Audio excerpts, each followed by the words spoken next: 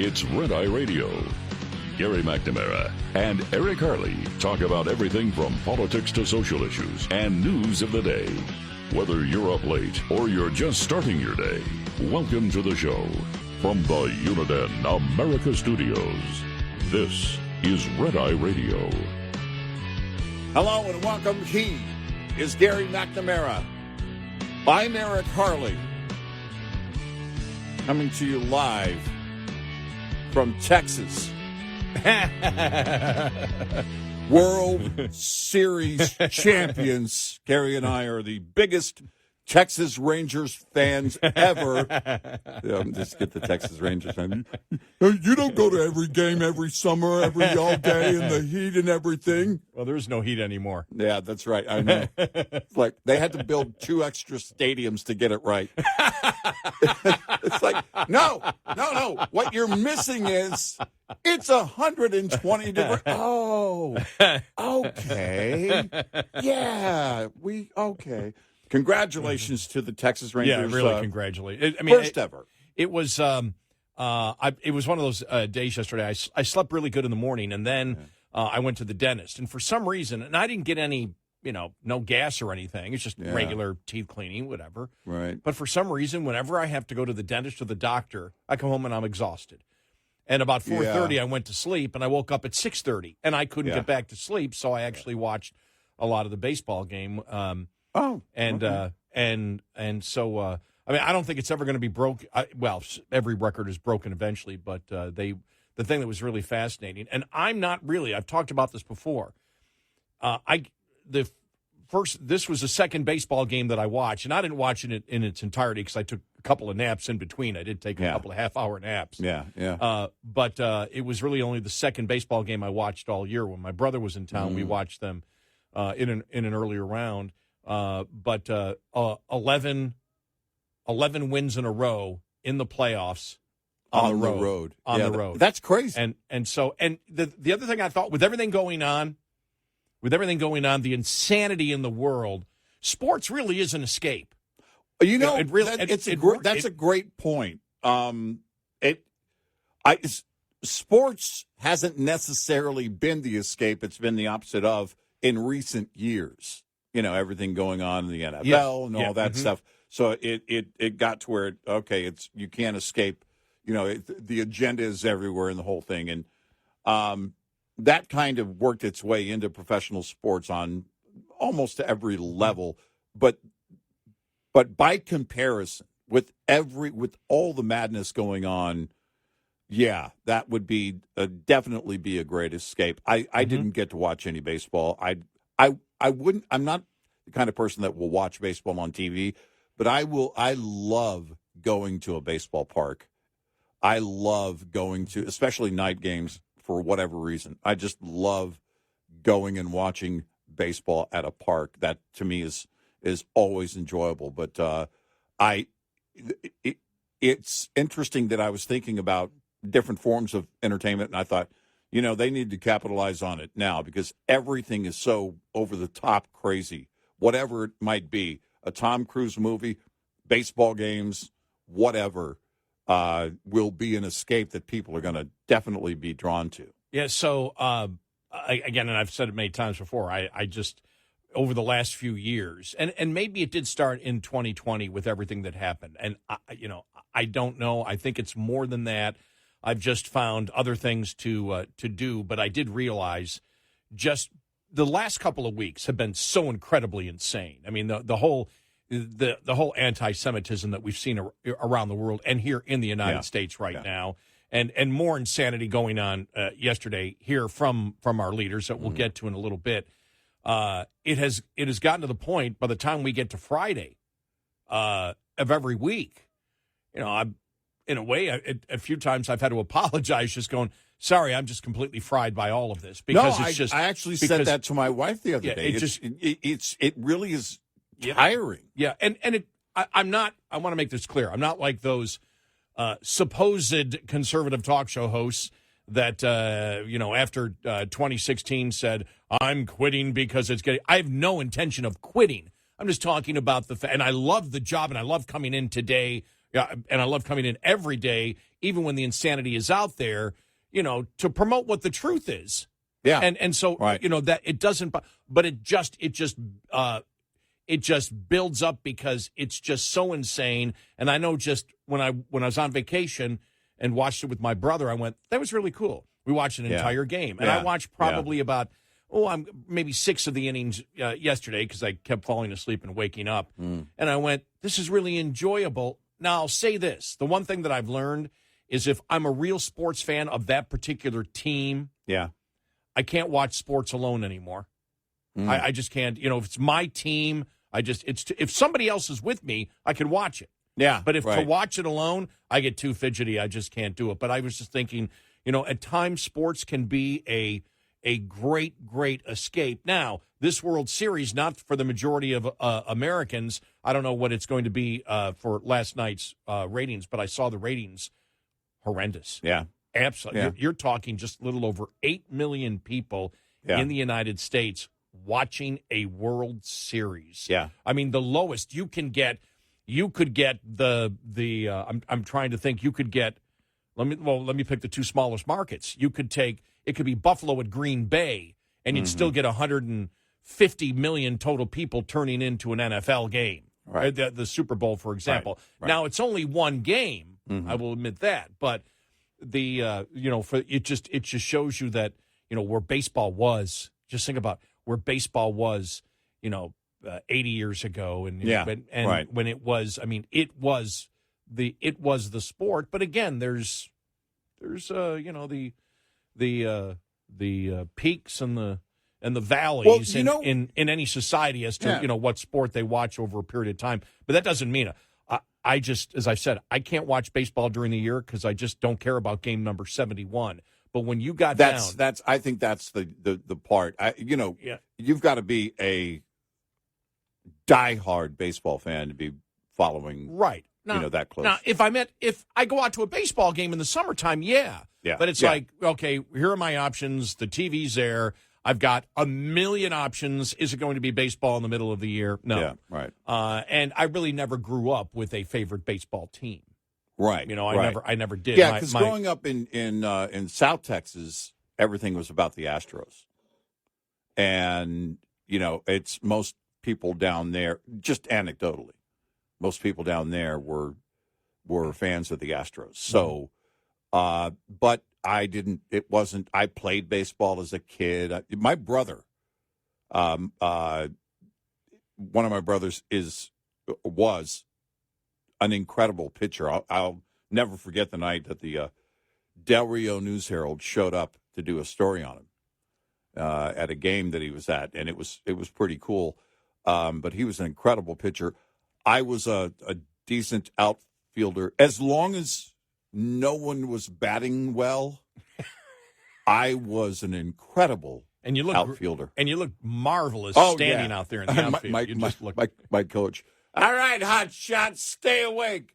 That's, but it was, and I loved it. And I loved going to games. Did they put you in right field? Were you in right field? No, actually, I was in left field. Wow. All right. We're a lot of okay. Yeah. I was in left field. Well, for me, I did, last night, for example, I went, okay, the people that have said this before, I get it, because it got to it was the bottom of the ninth. Yeah. Now, really, I really didn't care. I wouldn't have lost any sleep, if the Rangers won the World Series or whatever. I was happy because I know so many people that are Ranger fans. I love it for the fans, for example. And I live here, and so you can feel that excitement for them. But baseball just isn't my thing. But it was the bottom of the ninth. The Rangers are up 5-0. Yeah.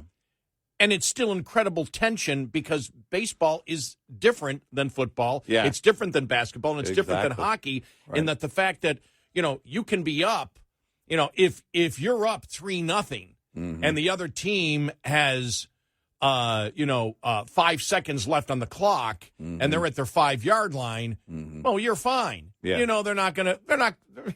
They're not going to be able to win, and unless it's the Kansas City Chiefs playing the Buffalo Bills with 13 seconons left a couple of years ago. But there's always the exception to the rule, and it's always a team that I root for. Yeah. But there is no time. As long as you can keep hitting, it doesn't matter. No, time isn't a part of it like it is in the NBA. You know, I happened to just go down. I was looking at the sports scores, and and as I was watching that ninth inning, just looking at different stuff, and I'm like, okay, there's a team that's up, in the NBA. It was like, I think it was the Mavericks were up 99-90 against Chicago, against the Bulls, and it was like 35 seconds left. Well, they're going to win. Yeah. Because there's a time thing. Well, in baseball, there isn't that. There's no time. Right. It's just you've got to get them out. And it was amazing in a 5-0 game where the odds are probably in a 5-0 game at the bottom of the ninth. The odds are probably, if you look at baseball in general, has to be 95 to 99% chance of winning that game, right? Right. Doesn't matter. It didn't matter whether it was 1-0 or 5-0. It was still like, gosh, can they pull it off? Oh, they got another strike. They got right. And to me, it's that kind of tension between the pitcher and the batter that makes, baseball unique and makes it a fascinating sport. But again, there's just too many games. The time thing, the fact that you're not watching a clock and everything's coming down to the wire. That's a big deal. But I really do love it for the fans. Our production staff, both of the guys are huge fans of Texas Rangers. And in the pre-show meeting, they went outside to set mine and yours cars on fire. And I said, guys, wow, I guess you really love baseball. And they said, well, what happened in baseball? What?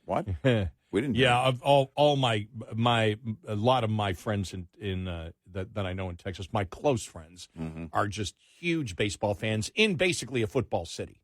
Yeah. This is a football city. Yeah. But I was just amazed when I saw the numbers, the ratings. I mean, it was like 8.1 million. I mean, it was the lowest. I forgot the first game. I think was the lowest ever, and that's like the cable TV ratings. Yeah, I mean, it was when you think about it. It's just wow, for a World Series. Yep, not good.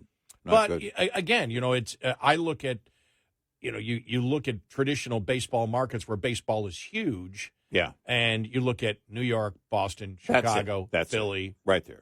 That's it. Maybe you can say a couple of the West Coast teams, maybe San Francisco, L.A., whatever. But where it's the passion, and I don't know about Arizona. I can't. Arizona to me, I don't know how popular it is there. What the sport of Arizona? But I grew up in the Northeast, and when I was young, the baseball centers were those big major Northeast cities. Right. And you really look at it, from the 50s on. I mean, you think about it, before the 50s, there really were no West Coast teams. Baseball was really a Midwest, East Coast, dominated sport. So, But congrats to the Rangers. Heck of a series. And like I said, what impresses me is when you think about it, 11 road victories in a row. Yeah. That may never happen. I think the record is 8. Wow. And you're just like, okay, that's sort of a Wayne Gretzky kind of thing. Will anybody ever break Wayne Gretzky's numbers? You're like, 11 is a huge, huge number. So congrats to them. It took my mind off the idiocy that we had to deal with yesterday just for a couple of moments, and that was refreshing. Yeah, no, that's great. That's great. It's just refreshing to. Then you get to go to work and focus only on that. It is insane. And I was actually saying to my wife the other day, I said, right now it's especially exhausting because it is disheartening, to say the least. It is absolutely disgusting to see the anti-Semitism that's going on right now and seeing people openly and proudly promote their bigotry and hatred. And it is very, very in your face, and they're not hiding it or anything. And it's so out there that it's just you really can't get away with it, get away from it. You can't if you're on social media and following the stories. You're seeing it everywhere. Well, you can tell that the administration is feeling it, that they're losing the left. Yeah. On this yesterday, they. By the way, did they throw the vice president out there to announce the anti-Islamophobia program now that the White House is going to institute? I mean, what a time to to throw that out there. I'm like, wow. Did they throw her out there to actually lead with that? Because they go, all right, let's just make her, let her do it. But, you've heard it, and you've had the members of the squad. You're going to lose the Muslim vote.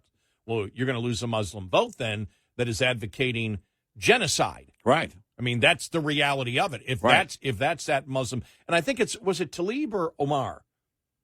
There's a Muslim candidate that wants to primary against her that's absolutely against what happened. Yeah. And just said, we don't need people like that. So it's going to be interesting to see what happens there. Right. But, and then you had a woman stand up and say, ceasefire. And he goes, well, we're all for a humanitarian pause, which is basically ceasefire light. Mm-hmm.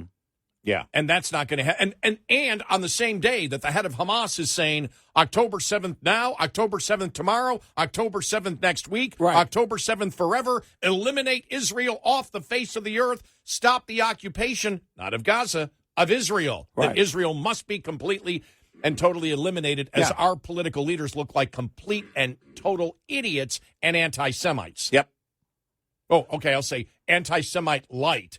Because they're not directly saying it, but the message is clear. The radicals are in charge of the Democratic Party. They have been. We talked about it this week. It is no surprise that it's going this direction. And again, it makes me wonder what the convention in Chicago for the Democrats is going to look like next summer. We got a great show ahead. 866-90 Red Eye.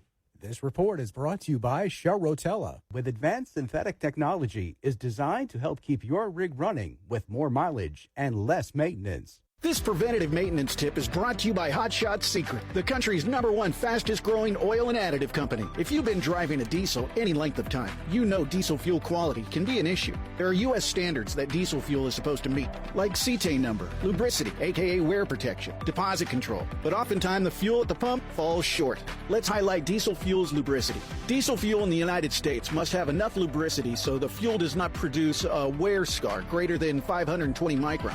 Without the proper lubrication, you run the risk of fuel pump and injector failures.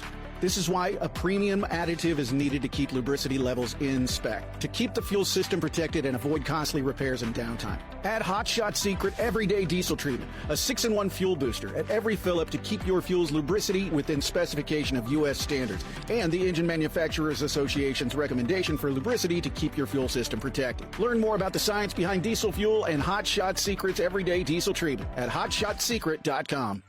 Get in touch with Red Eye Radio, toll free at 866-90 Red Eye. Show.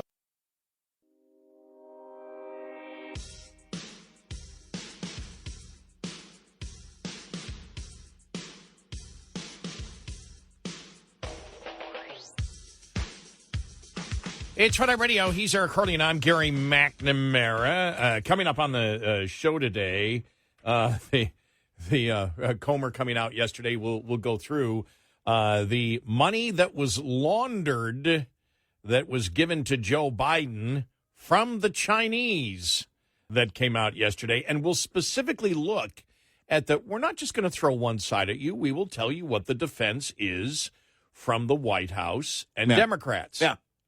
And you can say whether it makes any sense when you actually analyze it or whether it is actually an excuse. We'll tell you about the wind power company that cancels a huge New Jersey offshore wind power project despite $1 billion in your taxpayer dollars going towards it. Why? They realize we can't make money doing it. Even with that money, they can't make money. Can't make money. And we will introduce you to John McCain 2.0 of the Republican Party. Yeah. After we found out what he did a couple of weeks ago, and now what he is proposing now. And to me, it's the biggest danger inside the Republican Party right now. Yeah, great and people point. are going to be surprised when we tell you who it is. You're going to go, oh, but I like him.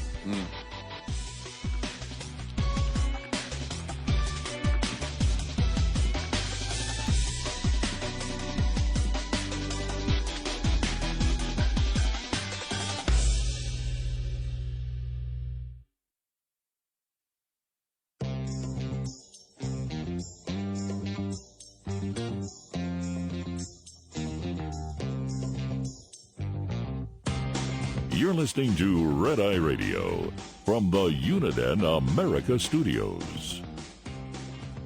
It's Red Eye Radio. He's Eric Harley, and I'm Gary McNamara. Just something that you and I have been talking about off the air, and it's just, we just got into a discussion about,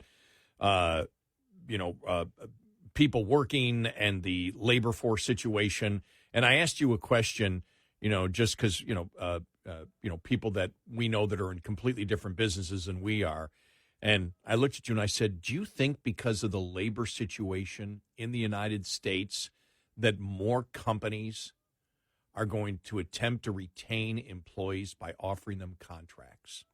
Yeah, because it's something in our business. It was a great question because when you look right now at this, someone phrased it as permanent low unemployment. There are many jobs especially for those with experience, and whatever training and school and education, all of that combined. You kind of have your pick, depending, on in what field you're in. But if you're in that situation, employers have to be, because they're still going back and forth on the work from home, not work from home thing. That's still a thing. But companies need the strongest people that they can find, the most effective people they can find in each role. They need to maximize that because, between the quiet quitters, I don't know where the next generation of experienced pros are going to come from. When you look at the fact that generations behind ours are saying, you know what, I don't want to do this. 8 to 5 is going to be it, and I'm not going to put in the extra work. I'm not going to do this. I'm going to live my life. Well, the fact of the matter is that all businesses, all industry requires those that go just a little bit more, or that are extremely efficient and productive right. as individuals. Yeah. And when you find those people, I could see where a lot of companies are going to offer contracts. You're going to have to, sweeten the deal in hiring them on and make it worth signing a contract. But they could be, I think that could be more of a practice going forward. Sure. Right. And I don't mean a contract that would, okay, you're going to work here, you've got to sign a contract, and it's all on our terms. Right. I don't mean it from the negative point that, and you must agree that you can't, the non-compete clauses. Mm-hmm. I don't mean that. Mm-hmm. I mean something that you come in and we'd like to sign you to a contract where you've got certain guarantees that are in writing for a particular time. Now, we understand that because for years, you and I in radio, you have contracts. Yeah. And when you become more valuable, you start getting guarantees in those contracts. Mm-hmm. Well, even the non-competes have actually started building those in, and that I don't know if they're going to, which is technically becomes a contract, but it falls under the traditional non-compete. But companies are sweetening the deal on even non-competes right now, so it may already be happening in that way. I mean, that's been going on that I'm aware of. That's been going on for a few years at least. I'm aware of it anecdotally over the last 7 or 8 years. Right. And so when you become more valuable, for example, or the perception is you're more valuable. Yeah. Right. If management are fools and buy into that. Mm-hmm. But you offer, for example, we offer something that's unique. Mm-hmm. Nobody can be me, nobody can be you, and nobody can be me and you together. And so if you have some success. Unless AI, gets to that point. Exactly. Well, then that's copyright infringement on me, and I'm going after them. Exactly. I want to be, they can use AI as long as I get compensated. That's right. This is not really Gary McNamara. Yeah, you get residuals. But but I'm sitting home going, that guy sucks. Yeah. Hey, he's completely wrong on that. Oh, wait a minute. That's me. Well, the algorithm must have not worked out correctly because I would never hold that opinion. Yeah, a buddy of mine said, hey, what do you think of the president signing the AI thing? I said, was it the president that signed it? But when you look at how valuable many more employees have become key to the success of the business, because if you've got the quiet quitters out there, you have the other people that are, because you don't hear as much from the people that are saying, all right, that person's lazy, that person's lazy. And I talk about it from the mentality of that you had and I had that's never changed in the business. It didn't matter what job I had. I always worked my butt off at it because I figured it would be advantageous to me, even if I wasn't rewarded in that particular job. That experience would pay off later on down the road. Right. And I've never changed that, even if the reward didn't come when I wanted it to come. Right. It still never changed the way that what I think. I think of the young people that I know, some of them who I've mentored, not in this business, though, just generally in life, and the success that they are having. And I'm looking at the success that they're having, and I'm saying to myself, gosh, they're so incredibly valuable to the company. You know, will people like that be offered contracts, you know, with guarantees, which means guaranteed contracts for a period of a year, and not from the negative point of view, because there will be some companies that will, okay, we're going to lose these employees, so we need to sign them to a non-compete, and we need to force them to sign a deal. Well, you might be able to do that back when the labor market wasn't tight. I think that's why they have had to sweeten, in recent years especially, they've had to sweeten those non-competes, which technically turns them, I guess, into a contract. But they come with a built-in exit plan, which basically is saying, you know, here's what you're guaranteed if something happens and we eliminate this position, we let you go unless you're fired for cause. This is what, you know, this is how it will go. And I honestly believe that is because what they're also doing, and this is very interesting. They're reevaluating all the time now of what individuals and or what roles within the company are most effective. And you can see that on the retail level. The retail's always done that. But when you're talking about business, when you're talking about, you know, working in an office, you know, you have to be able to measure that. And that's where actually accounting, loss prevention, they kind of, all right, here are the departments that don't produce, and there are plenty, and here are individuals that aren't effective in their roles. So there are always going to be cash drains on companies. You know, HR and payroll, it's a necessary function. It's about compliance. I would argue that HR and payroll actually is, as long as you've got good people in there, keep you from paying fines and all of that. So that is productive in a preventive way. But it is, I think, long term, business really doesn't have a choice but to lock in some way. It's not just about attracting the talent. You're going to have to lock it in. Right. And I don't know how effective they'll be at doing it. And this wasn't relating to any story that I saw on this. No, it wasn't. We didn't see a story that was. We just got into a discussion that was just in as we do. Just get off the general current event topics. But it is a current event topic in a way. It is it's right. about, you know, what's going on in the economy and the labor market right now. And we just got into that discussion off the air, and all of a sudden we're on the air, and I went, let's continue this, because it was interesting, because I just wonder, and I was looking, for example, in the service industry, if you've got a big restaurant, you've got a manager that you know has produced, you know, for 5 years, let's say, for example. Right. And you look at that manager and you say, well, he or she's great. You know, and in this time, they have that personality. They have those management skills and the personality to, you know, to get servers in here.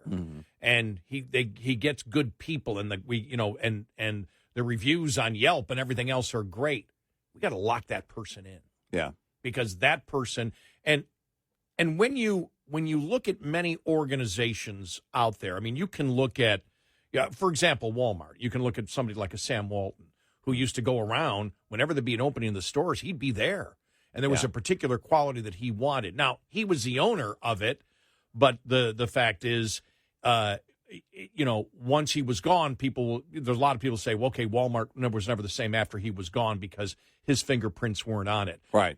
Don't take it to that level, but the level of the people in management, and there may be a number, and I'm just using the restaurant as an example, right? Because that's one that's hurting right now, trying to keep people, and that's something that I've noticed. And the ones that can keep people right now, that's key. So if you know that you've got key people, and right now they don't have contracts. Mm-hmm. I mean, that's not commonplace in the restaurant industry, is it? For managers? I don't believe it is. No. I mean, is that something that you will see change in the next 5 years? Because they talk about, how are we going to attract and keep people, and there seems to be no answer. Right. And that was just something that popped into my head when we were having that discussion earlier. Yeah. So, outside of an executive chef or something like that, no, but that's you wouldn't see that kind of attempt to lock them in. Right, because the executive chef is the product that you produce. Yes, that's product. the signature of your business. And it's it will be interesting to watch it because again, right now it's going to require management running on all cylinders and running a company that's extremely productive. There are so many holes right now in the economy where it's in talking to some friends in the trucking industry yesterday morning about how bad the economy is for trucking right now. But trucking is a necessary role. You got to have it. You got to have it. It's always going to be there in some shape or form. And right now, making a profit in the trucking industry is extremely difficult. And so you ask, well, how do we create more efficiencies? I mean, one company I talked to, well, we're mentoring drivers on cost per mile because they're strictly an owner-operator company. So they partner with owner-operators that are business owners, and we're going to give them every tool that we think they need, just try and help them every way that we can. But in general, there has to be a greater efficiency if we're not going to be a growing population. In order to expand wealth, it's going to require that one person is doing the work of 10 when it comes to efficiencies. And in management, you can kind of do that. That's where those roles are the ones where they're creating that, and they're delegating to a large extent, but they're also watching every single thing. When we talk about cost per mile in trucking, well, every quarter of a tenth of a penny in accounting in a company is extremely important. Your profit margin, all of that, and it's tightening. You're going to have an A-plus game. You and I have mentioned before, and I think you were one of the first that I heard say, companies that have been around, brands that have been around over 100 years. It's extremely rare, and I think it's going to be even more so going forward. Yeah, I think and I was looking at, there was research, this goes back about 10 years ago, we were talking about it, right? And it was something like less than 1% of major companies are there 40 years later. Right. I think that's what it was. And now, I mean, it just seems like, the hottest thing is, oh, wait a minute, they weren't doing that right. They're gone. Yep. And the Sam Bankman-Fried thing, yep. Of course, there was a lot more going on than just a bad business practice. It was the humans that were tanking that company, apparently. But you look at things where the trend is, oh, my gosh, look at that company. Oh, wait, they're gone. Just interesting to figure out where the marketplace is going to go. Yeah. 866-90 Red Eye. We'll be right back with more Red Eye Radio with Eric Harley and Gary McNamara.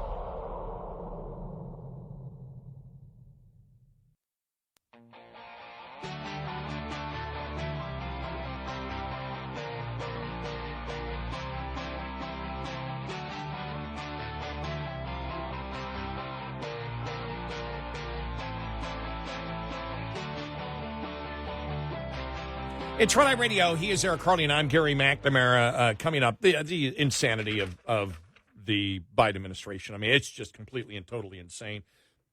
It went viral yesterday, the leader of Hamas.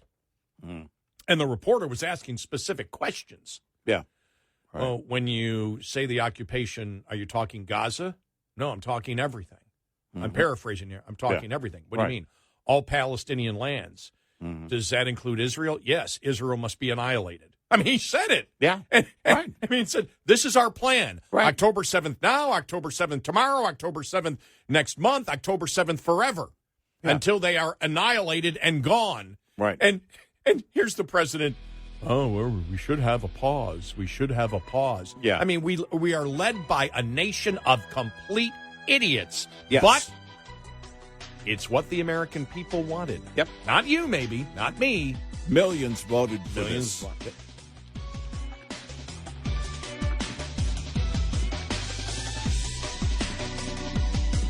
Top of the hour news is brought to you by House Products. Visit houseproducts.com. This is Red Eye Radio on Westwood.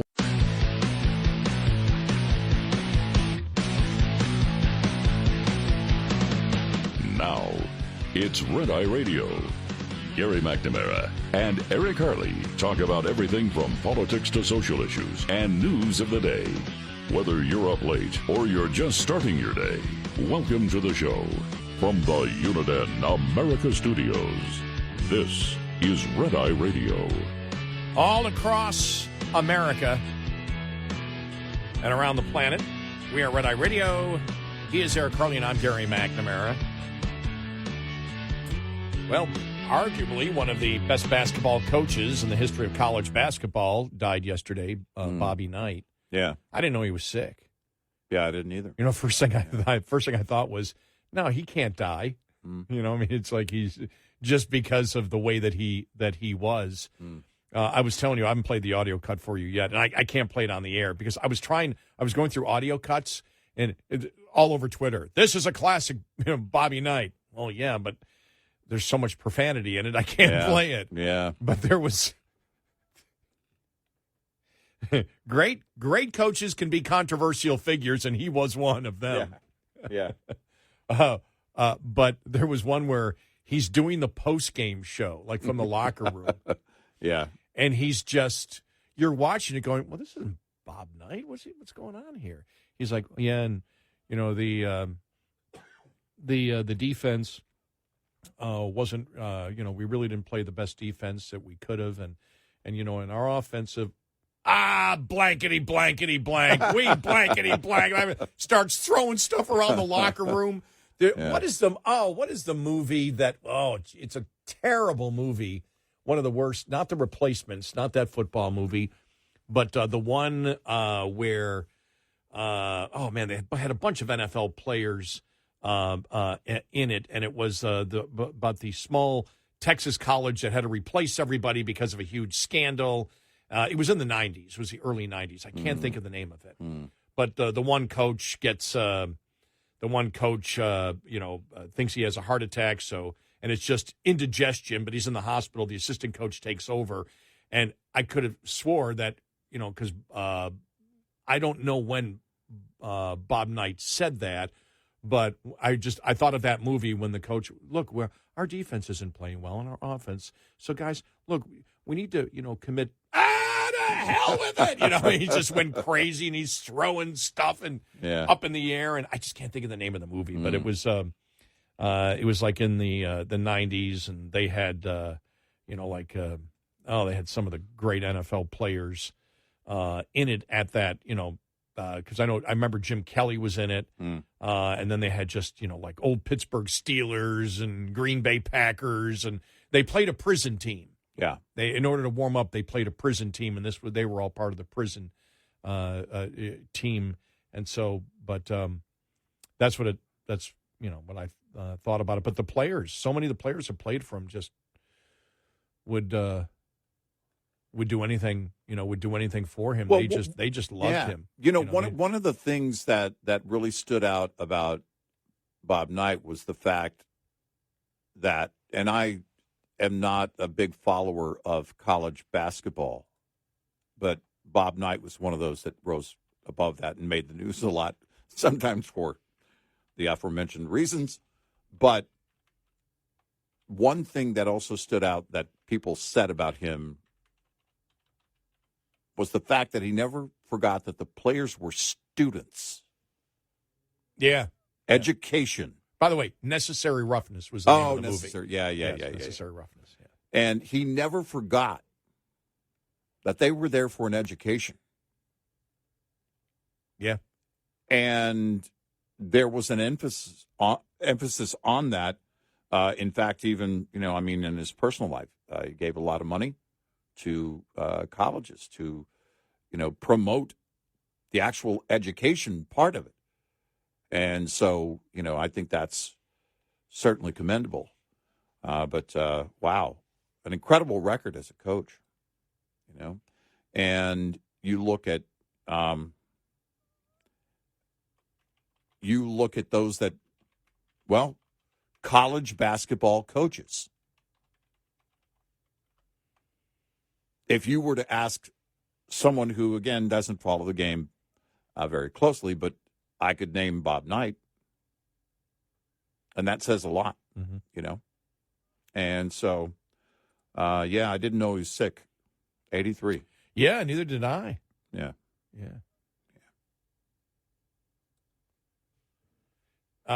Did you know that when Bob Knight was in when he was at Army, that remember New York Giants coach Bill Parcells? Yeah, and I guess he was Cowboys coach. Cowboys too. coach for a while. Yeah. He was a part-time assistant under Knight at Wow. Army. Wow. Yeah. Interesting. Yeah, that was like, whoa. And then they go through I'm reading here, the coaching connections to Bobby Knight.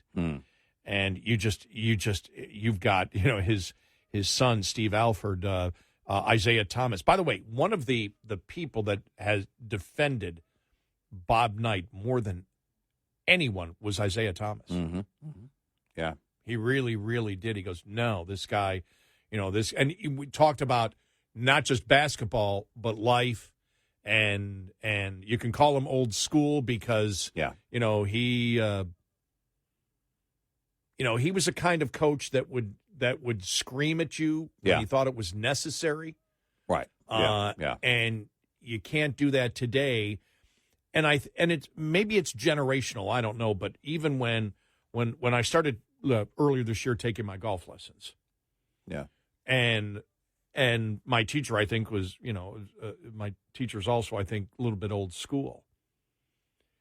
He'd get on my case. Now I'm paying him for lessons, and one time he's like, I'm like, oh, he's getting quite loud with me out here, And one time he just looked at me and just said, because he explained to me the golf swing, and 99% of people that play golf have the golf swing wrong. You're actually coming down on the ball. It's you're actually not trying to come straight and whatever. And his thing was every shot you should be hitting the ground right above the ball, and I just at times wouldn't hit it. He would have me out there just with my golf swing, just without a ball, hit the damn ground. I mean, over and over again. Come on, just hit that. What are you doing out here? I don't want you to come out here. I want you to go out. You just hit the ground. Forget about the ball. No ball. If you're not hitting the ground, you're not coming down. Right. And later on, the lesson's over, and it didn't faze me at all that he was raising his voice and yelling at me. I mean, I'm an adult man just trying to be a little bit better golfer, and he's yelling at me. Yeah. And he afterwards he goes, "Oh, I'm sorry. Was that a little bit too much? Sorry, I was yelling at you." And I went, "It didn't faze me at all." I said, "That doesn't bother me at all." I said, "It made me focus on it." And I said, and what I told him, and I wonder how many players who played for somebody like Bobby Knight thought this.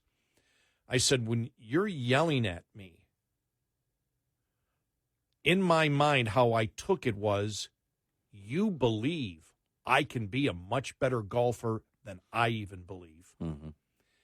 And so when you do that, I know you're not yelling at me just to yell at me because I'm paying you, which is a little bit different than because you're not really, as a player, you're not paying that coach. Right. And you're not supposed to be anyway. Yeah, you're not supposed to be paying the guy. I mean, you as an individual aren't actually paying the coach for it. Right. And I think because my golf coach had a background in college football and everything else, part of it is that, if he thinks you have some amount of physical talent, he wants to get the most out of you. And so that's how I took it. And I had a basketball coach. Yeah. That one time I didn't box out. Oh, my God, did he ever run me in like 5 different practices. Mm-hmm. And because I didn't follow his instructions I never did it again.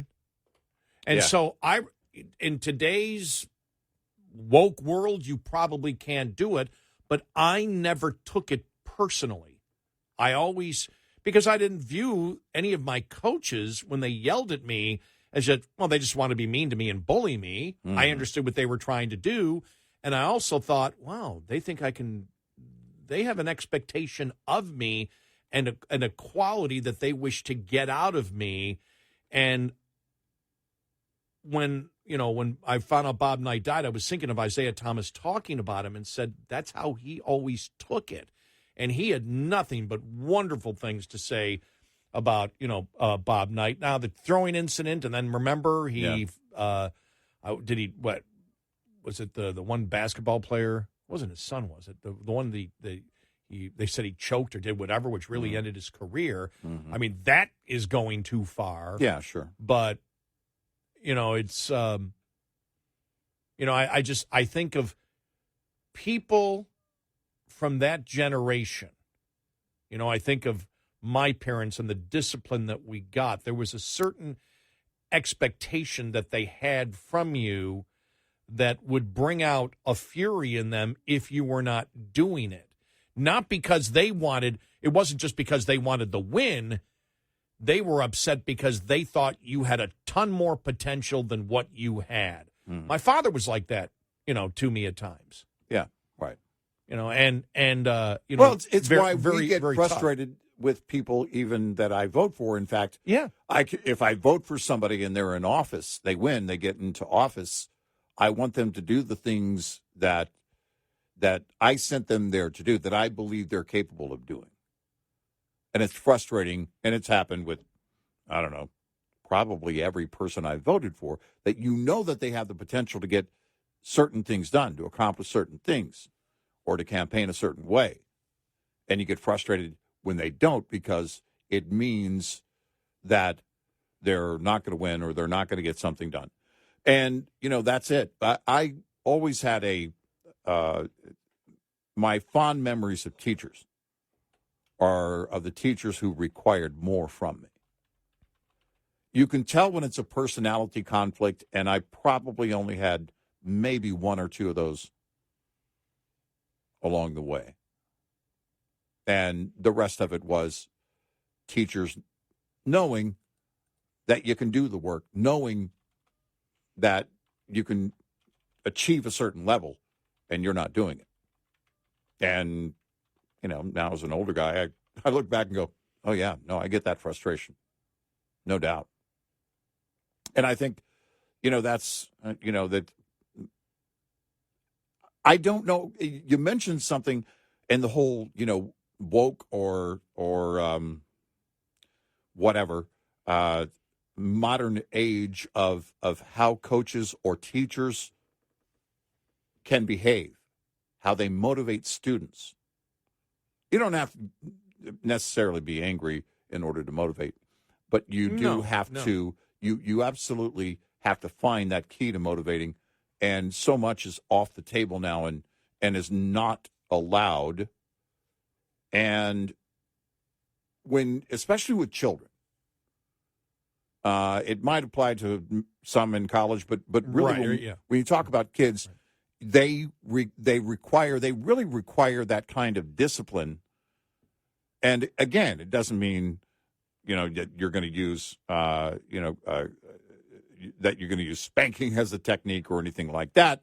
It is that you're going to require more of them, and you're going to stay on them until they accomplish something. And that discipline has been taken away. the ability to apply that kind of discipline has been taken away on too many levels. There's different ways of coaching. You talked about, how you would treat a college student or a professional athlete versus somebody who's young. When I had for a couple of years, and I thought I had really good success. I had an 8th grade basketball team for a couple of years. This goes back 35 years ago. And the coaches were yelling and everything else. I never yelled once. Right. Yeah. In practice or out of practice, because I thought, okay, what they need to do now. For me, it was for me, I had to win their respect because they looked and said, why should we listen to you? And I said, pick whatever 5 you want, and I'll beat you guys one on 5. Mm-hmm. And I did, because I got a 3-point shot. Yeah. And at that point, they listened to me. I never had a bit of trouble the rest of the time, and I never yelled. But I would sit somebody down if they were, one young, kept snapping back at me. I said, "You sit down." And I never had a parent problem. I never had any problem whatsoever. And I'll never forget when I told them, don't worry about the score. I'll worry about it. Just do what I tell you. And one day you're going to figure out, wow, it works. Right. And they did the fast break. I can remember the moment. Fast break coming down the court, passed the ball. It was beautiful. Yeah. Beautiful layup. The other team called a timeout. They came running back. They were so excited. And they were so excited because they got it, and something that they had practiced, and it worked. Yeah. So, and the other thing is when it comes to coaching techniques, and again, I had an 8th grade team, but I just always had, because if I wasn't doing this, the other things I'd love to do in my life would be a geologist or a basketball coach. Mm-hmm. And I always thought that as a coach, that if you're losing it on the sideline all the time, then your players may react the same way. Yeah. Right. And I always wanted to, I would always want to put out, and maybe I would change if I moved up the ranks to high school and college, whatever. Maybe it would change. But I always thought that if your team sees you out of control, then in a way it can justify you being out of control. Yeah. Right. And I wanted my players to have fun, but be extremely calculated in order to have the fierceness you need in order to win. There's a coldness. Somebody said that about Larry Bird one time. They said Larry Bird was just as cold as can be.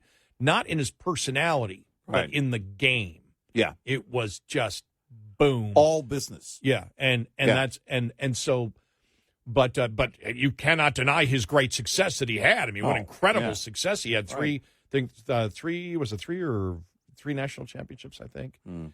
And the number of times he was in the Final Four was just, amazing. Yeah. But, too bad. 866-90-RED-EYE. Brought to you by FPPF, Fuel Power Max. Owner-operators with authority generally have 2 options when it comes to sourcing freight. Brokers on the spot market or directly from the source, the shipper. As any trucker with relatively recent experience with spot freight knows, the highs of working the load boards can be really high. On the other side of that coin, however, when the market flips in favor of shippers, it can be tough to keep your business afloat working with brokers. The smallest carriers with direct customers, however, can hang on through tough times or even prosper as long as demand for their customers' product remains at least somewhat stable. Owner-operators in it for the long haul make direct business with customers a principal goal. Owner-Operator Business 101 is provided by Overdrive's Partners in Business program. Go to overdriveonline.com to the Partners in Business section of the website for more detail on this and many other topics. Brought to you by Shell Rotella. With advanced synthetic technology is designed to help keep your rig running with more mileage and less maintenance. Coming up, more with Gary McNamara and Eric Harley. It's Red Eye Radio.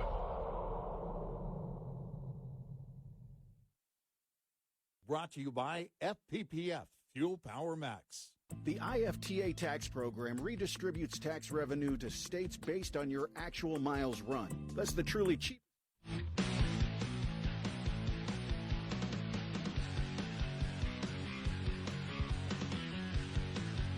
It's Red Eye Radio. He is Eric Harley, and I'm Gary McNamara. One interesting thing, I mentioned Larry Bird. Larry Bird actually went to Indiana and left. Didn't want to play for Knight. Oh. And then went to Indiana State. It just, Bird was a different kind of fella, and it was, Yeah. he just was, he and he never. I've heard him talk a little bit about it.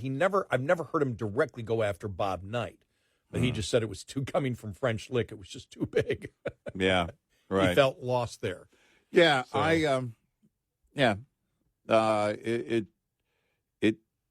I guess it would be interesting. I wonder how many stories, if you were to put a series together.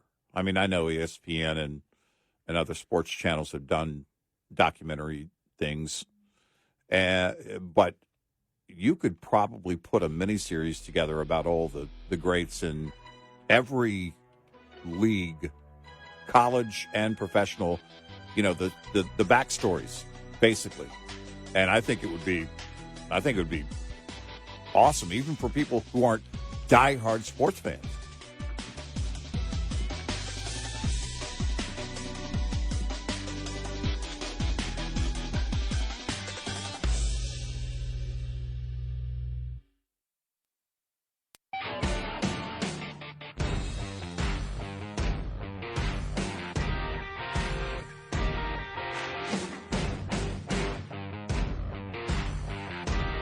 Call and join the conversation. 1-866-90-RED-I. Red Eye Radio. And he is Eric Harley, and I'm Gary McNamara. A senior political official in the Palestinian Hamas terror organization told Lebanese television last week that the group intends to repeat its October 7th terror attack until Israel is annihilated. The Middle East Research Institute translated the interview. In it, Hamas political official Ghazi Hamad says the attacks on Israeli civilians are justified, that the cost in terms of Palestinian martyrs is worth the ultimate goal of ending Israel, and that Hamas will continue to mount such attacks. Ghazi Hamad of the Hamas Political Bureau said on October 24th, show on LBC TV Lebanon, that Hamas is prepared to repeat the October 7th operation time and time again until Israel is annihilated. He added that Palestinians are willing to pay the price and that they are proud to sacrifice martyrs. Hamad said that Palestinians are victims of the occupation. Therefore, no one should blame them for the events of October 7th or anything else, adding, everything we do is justified. We must teach Israel a lesson, and we will do it again and again and again. There will be a second, a third, a fourth, because we have a determination, the resolve, and the capabilities to fight. Will we have to pay a price? Yes, we're willing to pay the price. The existence of Israel is illogical. The existence of Israel is what causes all that pain, blood, sweat, and tears. It is Israel, not us. We are victims of the occupation, period. By the way, he was asked the specific question by the anchor. When you say occupation, what do you mean? Do you mean Gaza? He said, no, all lands, all Palestinian lands that are occupied by Israel. And she said, does that include Israel? And he said, yes.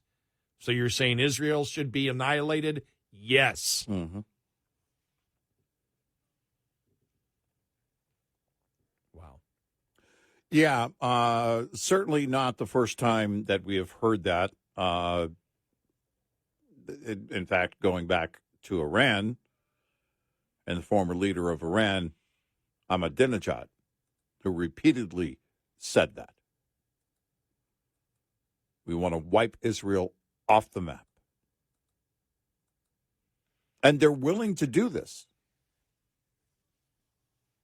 And you hear now officially Hamas saying, even people, because if you talk about martyrdom, it sounds like to me, and it's very apparent by their actions, that they're creating martyrs in other Palestinians who aren't part of the attack on Israel. The collateral is part of it for them. It's by their design. When you look at Israel, they don't target civilians. They recognize there is collateral, but they don't target them. Well, Hamas, they target civilians, whether they're Israelis or Palestinians. They don't care who dies.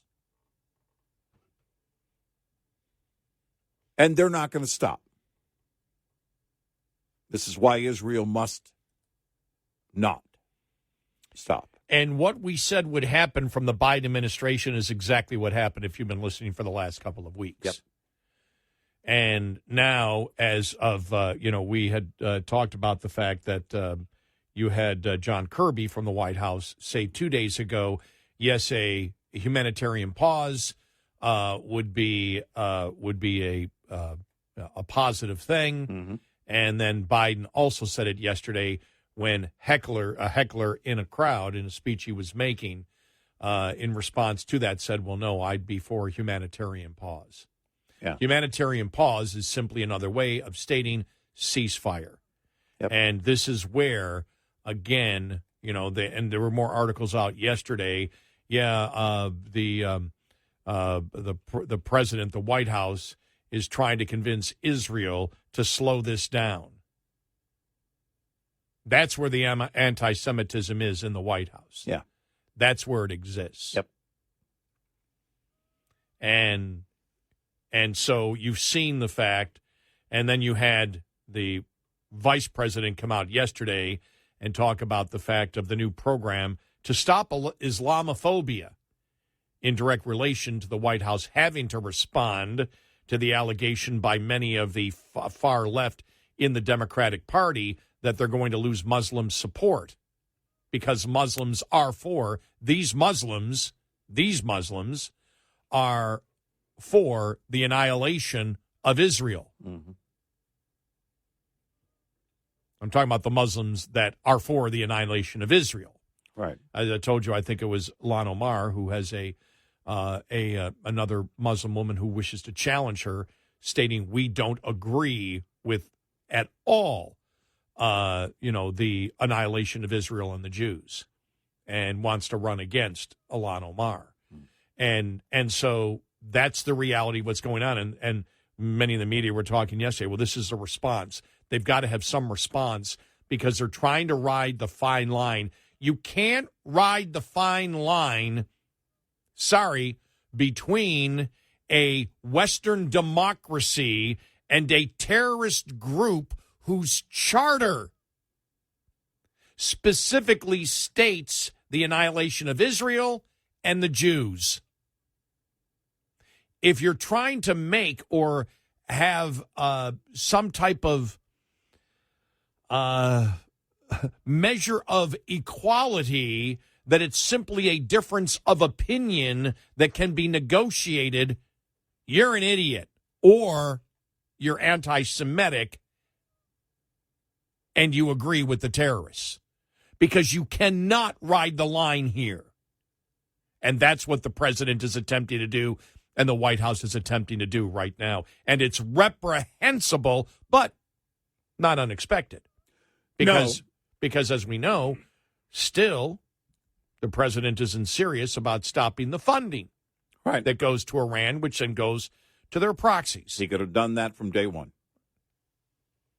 He should have done that and continued the embargo on Iran, but he didn't. Nope. And you look at also the fact that we've been talking about how the radical left has always led the Democratic Party. Certainly in modern times, they have. And now the true radicals are again leading the Democratic Party in their narrative. It's changing. It changed in a matter of days. And you basically now have the U.S. and a number of others globally telling Israel, you should not defend yourself. Stop defending yourself against an enemy that says we will continue October 7th over and over and over and over and over. Now, according to the Biden administration, the problem is the Israelis. That's the problem. I really don't know, because I don't expect that this is going to be over and behind us by next summer. What does the Democratic National Convention look like next summer? How radical, if it has changed, think about this. In a matter of days, you now have it shifted, it pivoted, and now you officially have it from the White House. Israel needs to stand down. Well, what's next? Israel is not going to listen to the U.S. They're not going to do that, and likely won't change their response. Their counteroffensive right now, if you look at it, is in play and will be in play for quite some time. Well, what is next from the Biden administration? Are you going to send a warning? Are you going to put sanctions on Israel? Those are the questions I have in my mind, because I don't know what might come from this radical behavior. I really don't. And I don't think anybody should be fooled. I was reading Mark Penn's column, who was an advisor to the Clintons, where he talked about, Hillary Clinton coming out and saying no ceasefire at all, and saying that that both Hillary Clinton and Biden both know the seriousness of this. I don't agree with Biden at all. I don't know about Hillary Clinton. He talks about, because he was in that administration, that the Clintons, because of when Clinton in 2000 tried to get a deal with Arafat, that Arafat said, we can't have peace. If I actually sign a peace deal to have peace, I'll be killed. Right. And at that point, Penn's trying to make the case that the Clintons, knew about it. Well, Hillary Clinton isn't calling for a humanitarian pause, because right now she may, I don't know, but that's the key of whether they're really serious. Now, Hillary said no ceasefire, and the Biden administration's been saying no ceasefire, but the last couple of days now, we're getting humanitarian pause, pause, which again is just as they try and soften it. Yeah, right. That's softening a ceasefire. Right. Because if Biden was truly concerned, he would have stopped. He would have enforced the oil embargo on Iran. Right.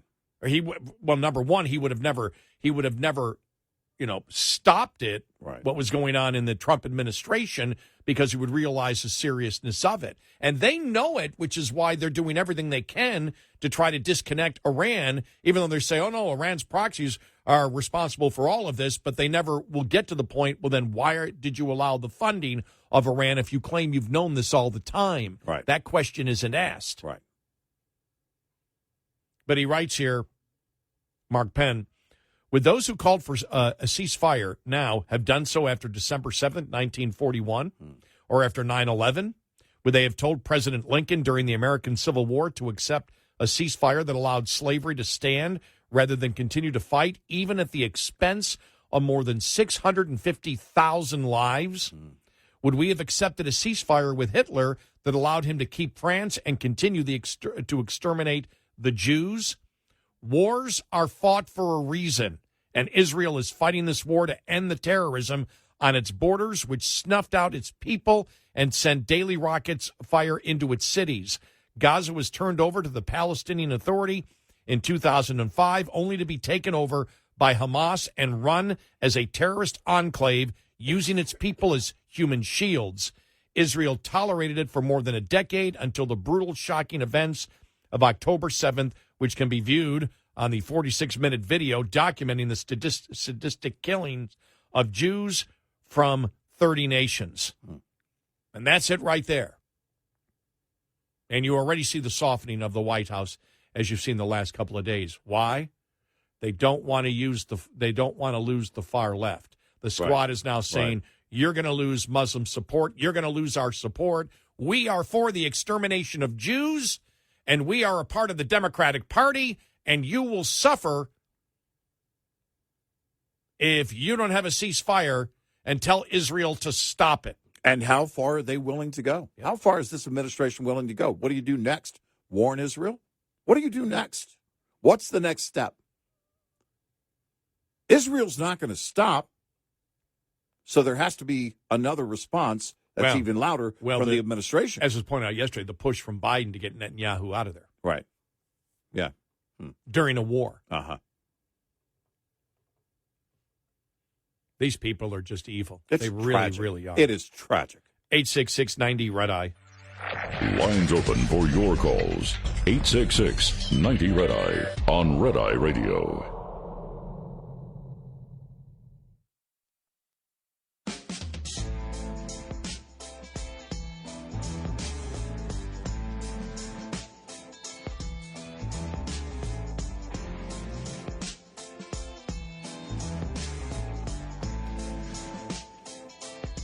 It's Red Eye Radio. He is Eric Harley, and I'm Gary McNamara. All right, what's going on? Now, James Comer saying, hey, we have the evidence. We've got the $40,000 check that came from James Biden and actually came from the Chinese, was laundered through a number of bank accounts, and $40,000 of it ended up in Joe Biden's bank account. Whoa. What's going on? Now, what's the defense of the Democrats? Really the same thing. Well, these are just loans. Doesn't matter whether they're loans or not. It's where the money came from. Exactly. It's like, it's just amazing. Right. But we'll get to that coming up and more.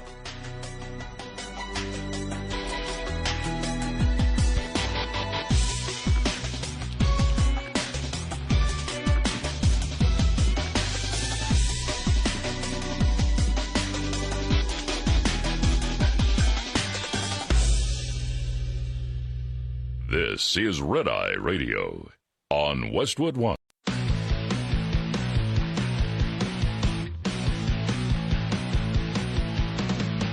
Now, it's Red Eye Radio. Gary McNamara and Eric Harley talk about everything from politics to social issues and news of the day. Whether you're up late or you're just starting your day, welcome to the show. From the Uniden America Studios, this is Red Eye Radio. All across America and around the planet, good morning. He is Eric Harley, and I'm Gary McNamara. Well. Yeah? Let's see what's going on from the Hunter and James Biden front. President Joe Biden's receipt of two separate loan repayments from family members after he left the vice presidency raises questions for the House impeachment inquiry to investigate. The questions are based on Wednesday's revelation from the House Oversight Committee chair that James Comer that Joe Biden received $40,000 in laundered CEFC China Energy Company money in 2017, according to Comer, from the account of his brother James Biden and sister-in-law Sarah Biden, once again in the form of a personal check labeled as a loan repayment. The discovery is the second instance that Joe Biden personally accepted a suspicious personal check from his brother James Biden, who was involved in the Biden family's ventures. The revelation fuels concerns that Joe Biden could be compromised and further supports the impeachment inquiry for the president. For example, some of the questions: how many loans did Joe Biden provide to James Biden and when? Did Joe Biden provide loans to other family members, including his son Hunter? What was the purpose of each loan, and were any executed when he was serving as vice president in the Senate? Has he continued to loan money to James Biden or any family members while president? Now, the White House's immediate response on Wednesday to Joe Biden's receipt of 2 separate loan repayments was to echo an article by the Messenger that alleged that the loans were short-term. Mm-hmm. Ian Sams, a White House spokesperson, said Wednesday's revelation were lies and conspiracy theories. Oh. Right. The White House also maintains the first check worth $200,000 was not due to a pre-existing business relationship. James Biden insisted the money was a return payment for money that Joe Biden lent him. Last week, Comer demanded Joe Biden provide applicable loan documents and IRS filings regarding the $200,000 loan repayment. James Biden claims he repaid Joe in 2018. It's certainly plausible that this payment, where James and Sarah used funds from China, was indeed a loan repayment to Joe, Comer said. And that's the entire point. It doesn't matter whether it was a loan or not. It's where the money's coming from. Right. But even if this $40,000 check was a loan repayment from James Biden, it still shows how Joe benefited from his family cashing in on his name with money from China, no less. Duh. Yeah. They're running out of excuses. They are. We said from the beginning it's going to be about following the money. And I don't know, how many loans did James Biden take out? And is this the drip, drip, drip, drip, drip, drip, Yeah. drip? I mean, because you and I were Well, talking about that. We were talking about this last week when the $200,000, and I said, well, they may want to drip, drip, drip this thing, or or turn the faucet up. Maybe it's not a drip, drip, drip that you would have for your faucets if it got very cold outside. But maybe it's flowing a little bit faster than that, because each and every time, because they're using the same excuse they used last time, and it doesn't work. Mm-hmm. Well, it was a loan repayment. Yeah, but it just shows that James Biden was then because he owed his brother money at least twice, once from AmeriCorps, the healthcare company, that they were promising they would fund them and give them additional capital, arrange the capital because of his associations with Joe Biden. Right. This isn't the bankruptcy filing of the, was it AmeriCorps, I think? Yeah. Yeah. What was the other, what was that? What was the volunteer thing? Wasn't that AmeriCorps or something too? Job Corps. Job Corps. There's something AmeriCorps. When I say AmeriCorps, it relates it does, to something else. I think it was spelled different. Okay. This AmeriCorps is CORE, and I think the other one was CORP. Ah. Yeah. Oh, okay. Yeah. Thank you. Yeah. You've just answered that question. All for right. me. There you go.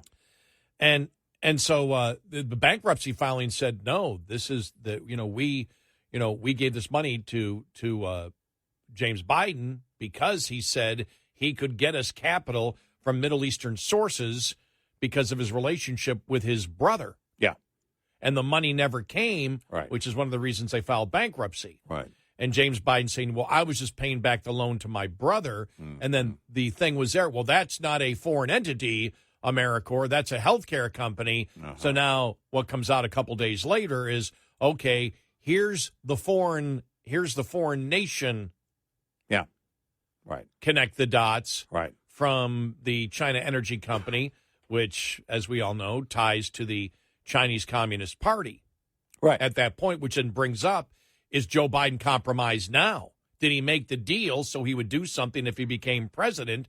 That's where the compromise or the perception of compromise comes in when you do things like this. Let's say the Chinese wanted to, I don't know, send a spy balloon.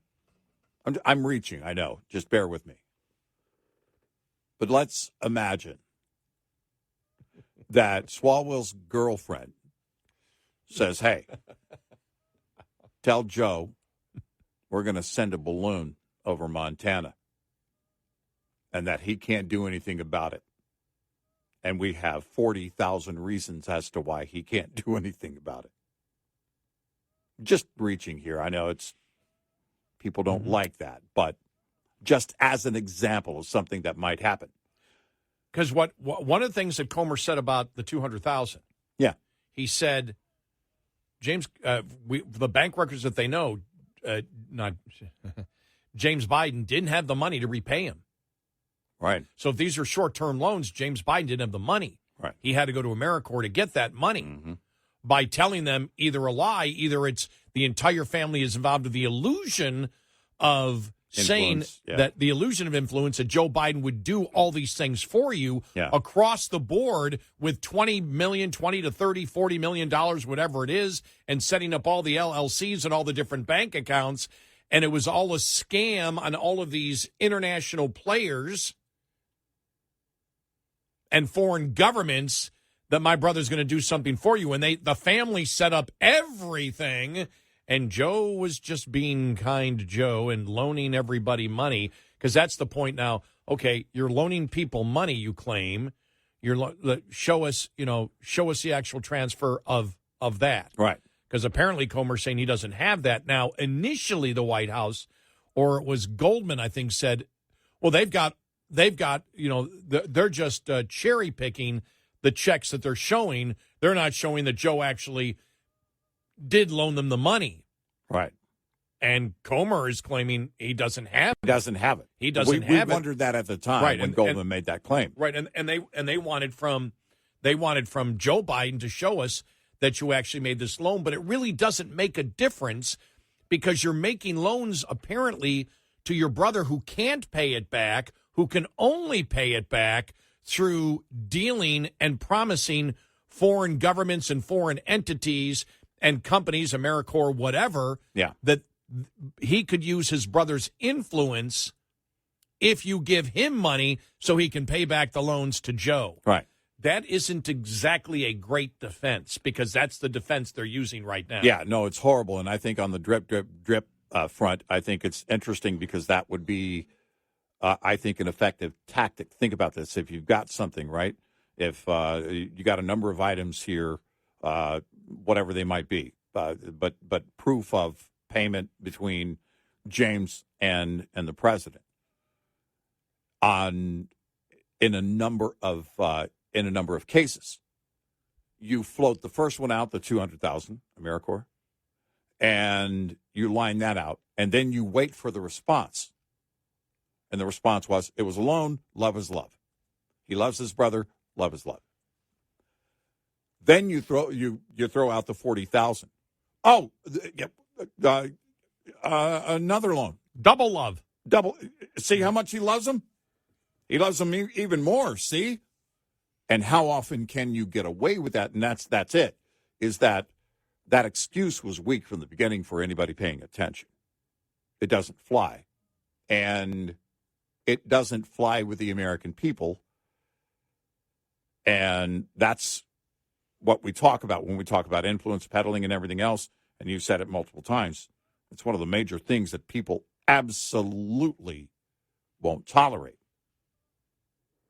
And it makes you wonder. See the polling on Menendez? The polling on Menendez, Senator Menendez, for his influence, peddling bribes, whatever. Yeah. I mean, I think it's equal. Democrats want him out. Republicans want him out. Yeah. That's something that people still object to. Right. Is influence peddling / bribes. Right. They still care about that tremendously. Right. And those, so if Comer, if oversight has more items, you kind of let them, you put this one out here, you let them respond and see what the narrative is. Let the media go back and forth, and see what the response is. And the response is always going to be weak, and it's going to be weak. It doesn't stand up. And then you throw the other one out there and then let them respond again.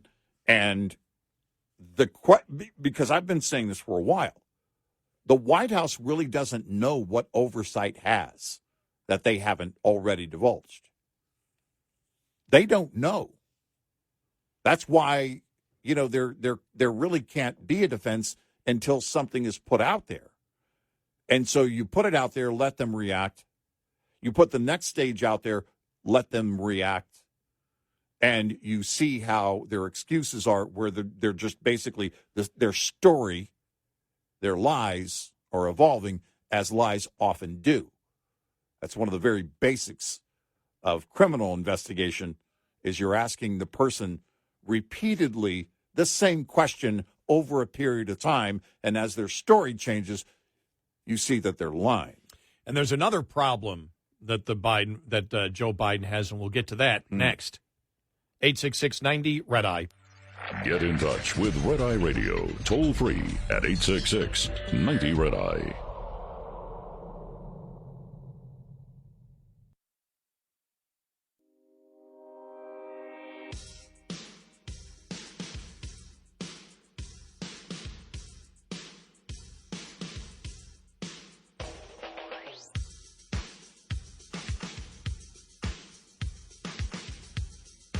It's Red Eye Radio. He's Eric Carly, and I'm Gary McNamara. Here's the big problem that Joe Biden has. All right. Just one. Well, we talk about the loan, but what is the allegation from Comer? Mm-hmm. It's not just that he received $40,000. There was loan. It's that it was laundered.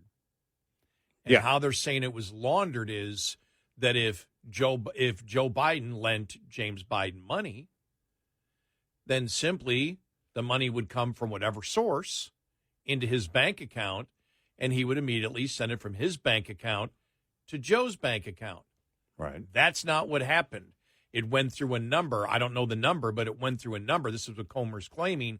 The money was funneled through that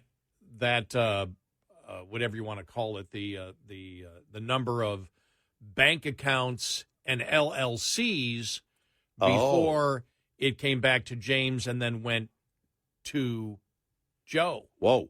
Whoa. Okay. And we you and I have been kind of, thinking that if you're setting something up like that and you set up all those LLCs and those accounts attached to those LLCs, it is about hiding money. It's about laundering money. But if you send it through the entire series of those accounts before it gets to Joe, that's the attempt. The attempt is clearly to keep that separated from Joe. And if I understand it, it went from CEFC through the number of bank accounts, then to James, and then so it came from an account or it came from a company that was not related to CEFC. So you're hiding the China connection at that point. So the money then goes to Joe from that point, and the whole point is to hide originally where that money came from, which was the Chinese energy company. Nobody has really talked about that from the defense of Joe Biden's side. And that's where you set up all these, accounts that are attached to family members because, it was just a loan. Right. The final step is that family member then sends it to Joe. Well, that's just a loan. Where did the money come from? And now we're learning. Wow. And that's the problem, because at that point, the public will say, why were you hiding the money? Right. Why were you laundering the money? Yeah. Because you were trying to hide where it came from. Right. Now, I don't know specifically whether they initially gave it to James Biden and then he put the $40,000 through that whole thing, or because that might be what it is.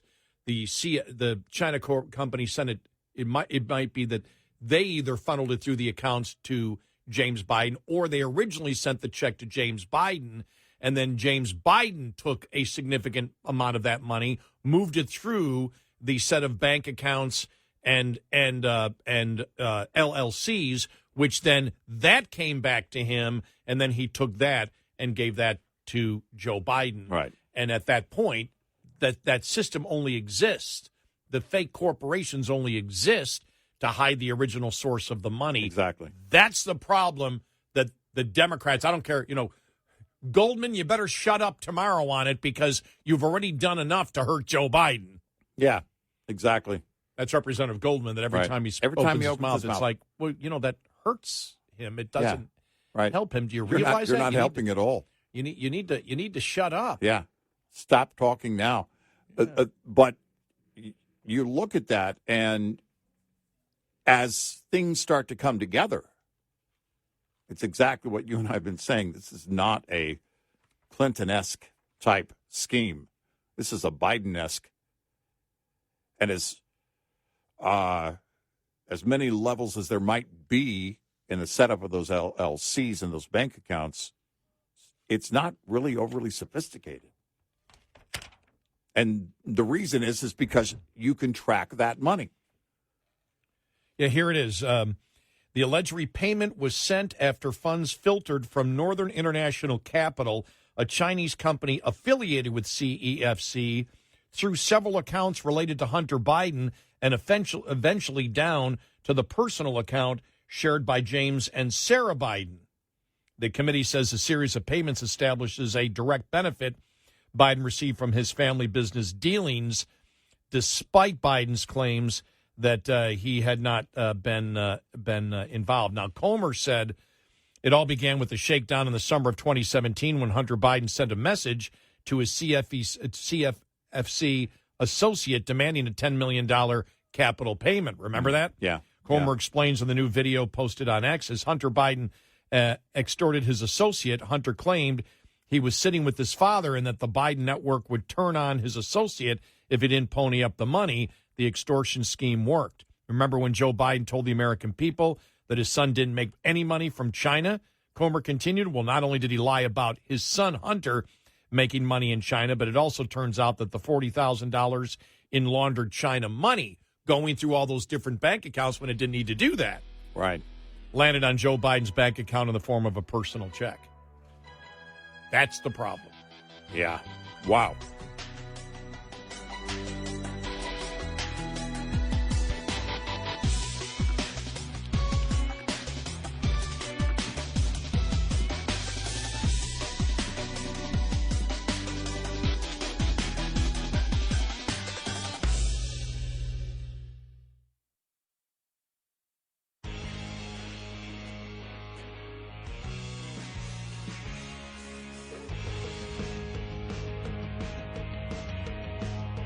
You're listening to Red Eye Radio from the Uniden America Studios.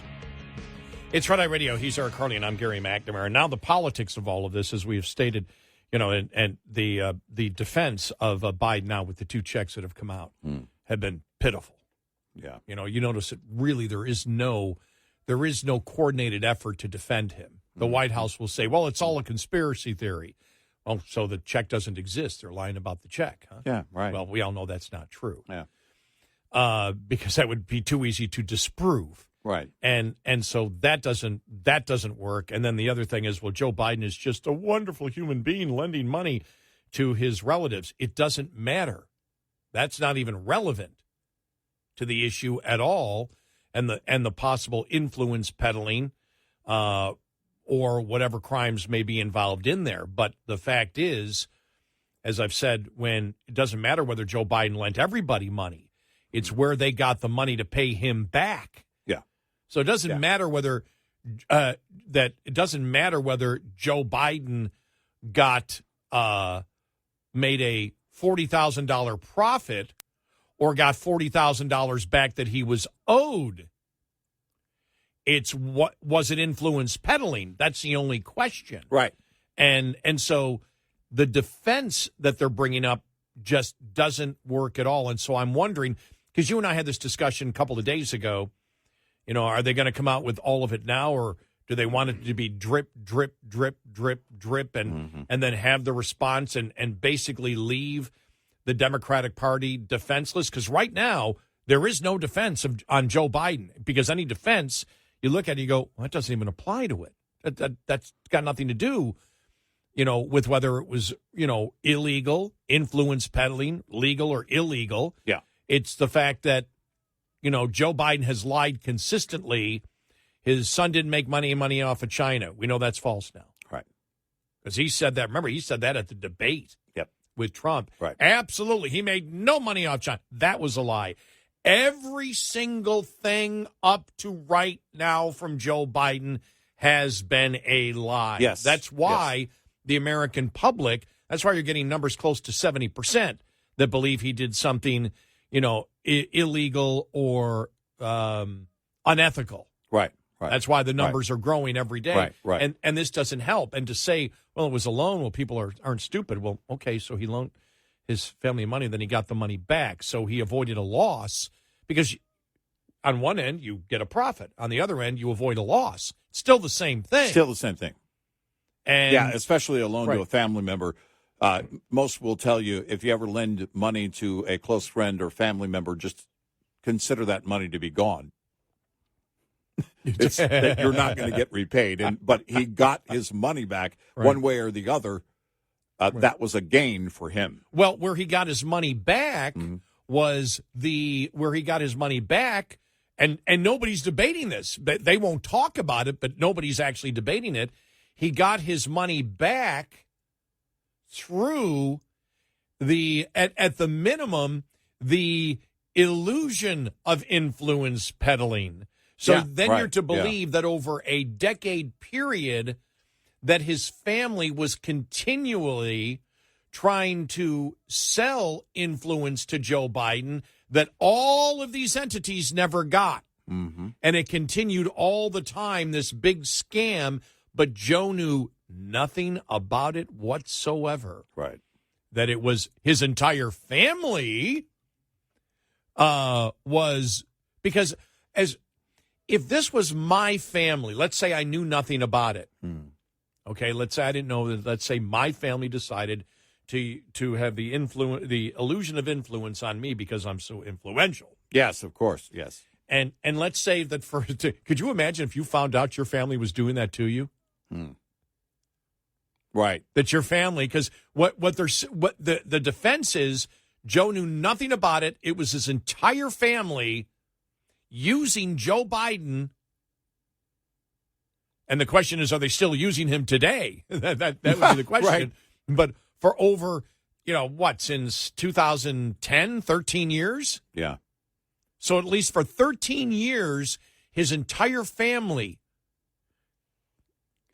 became an enterprise to make money off Joe Biden by not telling Joe, but going out to foreign governments, foreign entities, and telling them, Joe, we're the relatives of Joe, and Joe can do things for you. And everybody in the family knew about it. Everybody in the family created all this network of bank accounts and fake corporations to move the money around. And they all did it so Joe wouldn't know. Yeah. And you're not angry at your family for doing something like that? Right. There's no anger at all? No, that's because he just loves his entire family. That's a very tough defense to sell anybody, which is why he hasn't been able to sell anybody on it. Well, and that's what it comes down to is the fact that every excuse is weak, which, again, if you think about it, it would be a very good tactic for oversight to release these things one after the other and give time in between, a few days in between, so that you can let the excuse making go wild. Again, I'm convinced Biden and the Democrats really don't know what oversight has. And so they're having to react to it as it surfaces. And as they react to it, then now you've got a series of lies, and they try every excuse in the book. Well, it's not working. It's weak, and it doesn't add up. The whole thing of the family was just using him, and they were doing this, and he didn't know. You're telling me all of a sudden his brother comes up with $200,000 to repay a loan, supposedly, and Joe doesn't say, man, you were just hurting for money. Where'd you get $200,000? Yeah. Where'd you get $40,000? Where'd you coming up with all this money? See, it doesn't, all of these things are weak Because they're lies. And by the way, what our benchmark is using the defense of the Biden family. Exactly. You know, we're not even using the allegations that Comer is making based on all the information he has. Right. We're saying this is their defense, which means this is what they're trying to defend. Exactly. This is what the Biden family is trying to sell you. Right. And so when the Biden defense is incredible, forget about the allegations. If you look at the Republicans as the prosecution, forget about that. Think about the defense that the Biden family gives you, and judge you by that, and that doesn't hold water. No, none of it does. None of it adds up. No. And if Comer and oversight has, and they'll have more evidence. But as they release more and more evidence, it will just poke holes in all of it. And you know, believe me, this is all part of, you know, they want to damage Joe Biden as much as possible. And as I've said, I don't believe that they'll ever impeach him. They don't think it'll get to that particular point. Right. But they want it to keep building and building and building and building and building on this. And just to give you, you know, we talk about the politics of all of this. They want him to be, he's damaged goods already. I mean, his polling numbers are just horrible. Right. And you know, everything that's going on right now with Israel, he looks horribly weak. Mm-hmm. So he looks horribly weak with Israel. He looks horribly weak on this scandal. He looks horribly weak on the border. He looks horribly weak on inflation. I was reading another liberal writing, well, you know, the fact is they can't sell the economy because they're not selling it the right way. What Joe needs to do is go out and say, we're going to lower prescription prices even more. And then that's how you promote that the economy is good. But the problem is, you know, people aren't able to see that the Inflation Reduction Act has just made this economy go through the roof, and that all the money going to EVs and going to, I mean, the Democrats and the writers, the media is delusional right now. Oh yeah, because they're throwing out stuff going, what are you, nuts? Right. Well, no, because young people want prescriptions to be lower. Well, who doesn't? Right. Who doesn't want everything to be lower? Right. But the fact is, the majority of young people aren't on tons of prescriptions, so that's not a selling point. Right. Older people, yes, you may be able to get that with older people who naturally are on more prescriptions, but it's also, how do you lower them? Are you lowering it in the marketplace, or are you simply subsidizing it and borrowing it, which causes more inflation? Right. And so you see, everybody is delusional here, even in their defense. I'm laughing at the defense of Biden right now, especially on the economy. Mm-hmm. Well, why can't the people see it? Because the Inflation Reduction Act is so wonderful. Huh. People don't. Number one, the White House finally had to admit, and the Democrats had to admit, well, the Inflation Reduction Act was actually not about lowering inflation. It was about our agenda. Oh, so about climate change. So you lied. Yeah. So you lied. And that's the first thing people know. You lied about that. But I just want to play this real quick. I'm not going to play the whole thing, but it's an ad that the RNC put out. Okay. About, the cognitive problems that Joe Biden is having. Yeah. And these are the things, and you're wondering, okay, how do you put it out? How do you put that out without sounding mean? And they simply play the audio cuts and listen to the music behind this. Yeah. Because I heard the music and I went, oh, my gosh, they probably said, what's the proper tone to put behind an ad like this? So here you go. But the nature, not when the political coverage,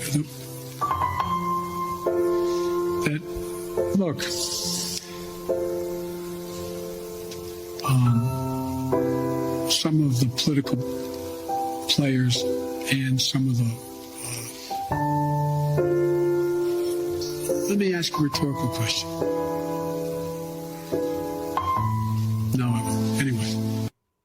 Can you talk about the impact of meeting the survivors and first responders? That's all first. Look, I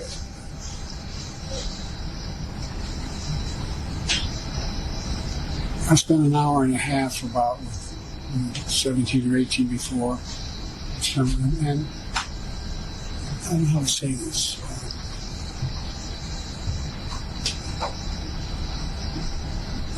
Virtually every mass shooting, every circumstance where a large number of people have been victimized and lost, I've spoken with our Defense Department. It says it's highly unlikely that it was Israelis would have a different footprint and intercepted some. Anyway. Yeah. And it just continues to go on with that. And believe me, that's going to come out next year. You're going to see PACs running that like stuff like that, like crazy, saying he doesn't have the cognitive ability to be president of the United States. And it's extremely effective. But what I was interested in was the music that they were first playing in it. Yeah, right. Like, okay, they're not bashing him. They're just sort of playing the ad without a voice, not even a voice saying cognitive decline. And they may use a voice in a political ad because they would have to, next year do that. But think about that and think about what they're going to know 6-7 months from now about everything with the Biden enterprise. So the border, the Republicans, I'm telling you, the Republicans, if they run the right ads, should do very well in 2024. Yeah, that one piece you just played is going to move some numbers. That's going to shift things. That kind of ad is going to shift things because it's one thing for Fox News to play a clip or to hear a clip here and there. When you see it, when you listen to it, especially a moment in its entirety, and it's over and over and over again. By the way, they'll have plenty of these ads. They'll have new material for ads all the time. I actually don't think they had the best, the worst material. I was going to say, the best, there's material. A lot more they could use. Yep. 866-90 Red Eye. We'll be right back with more Red Eye Radio with Eric Harley and Gary McNamara.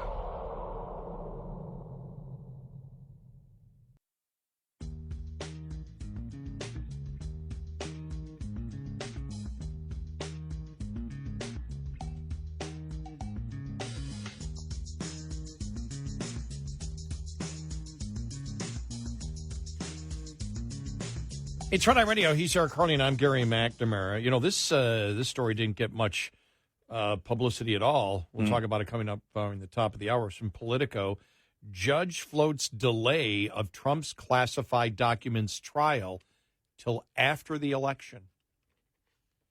Floats that possibility. So we will get to that. That seemed to get no news yesterday. Yeah, right. That's a huge. That's a big, big move.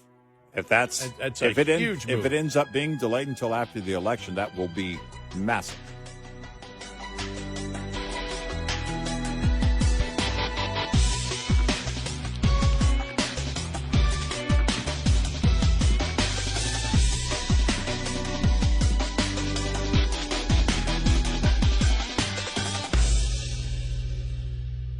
This is Red Eye Radio on Westwood.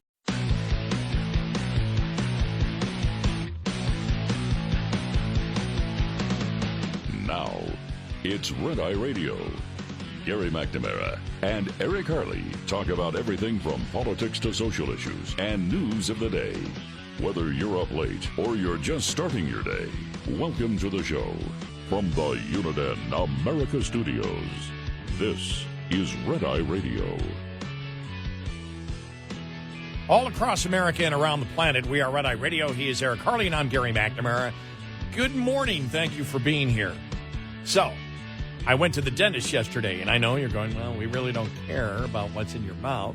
That's not the point. Did you drop your teeth off to get cleaned? Or yes. Back in 2 hours. I went in and dropped them in the glass. There you go, yeah. See you guys in a couple hours. Light starch. Could you give it a double bleach? Yeah, right. Yeah. Could you give me... they're not, the Biden's teeth aren't chiclets anymore, are they? No, they are not. Remember when he debated with Paul Ryan. Yeah. Remember how? Well, they had to adjust all the cameras. I mean, just like, what did he do? Yeah. Like, took bleach. Whoa. But my dentist's office a few years ago moved into this huge complex of buildings. Yeah. There's probably, and they look like they're all attached. There's probably 5 buildings there. Wow. And there's an underground garage, and there's a huge parking lot. Well, since, I go every 6 months, as you're supposed to go to the dentist. Mm-hmm. And when COVID started, I mean, everything changed. I mean, the parking lot was completely empty. Yeah. There was a dentist office on the second floor. Everything else, nobody.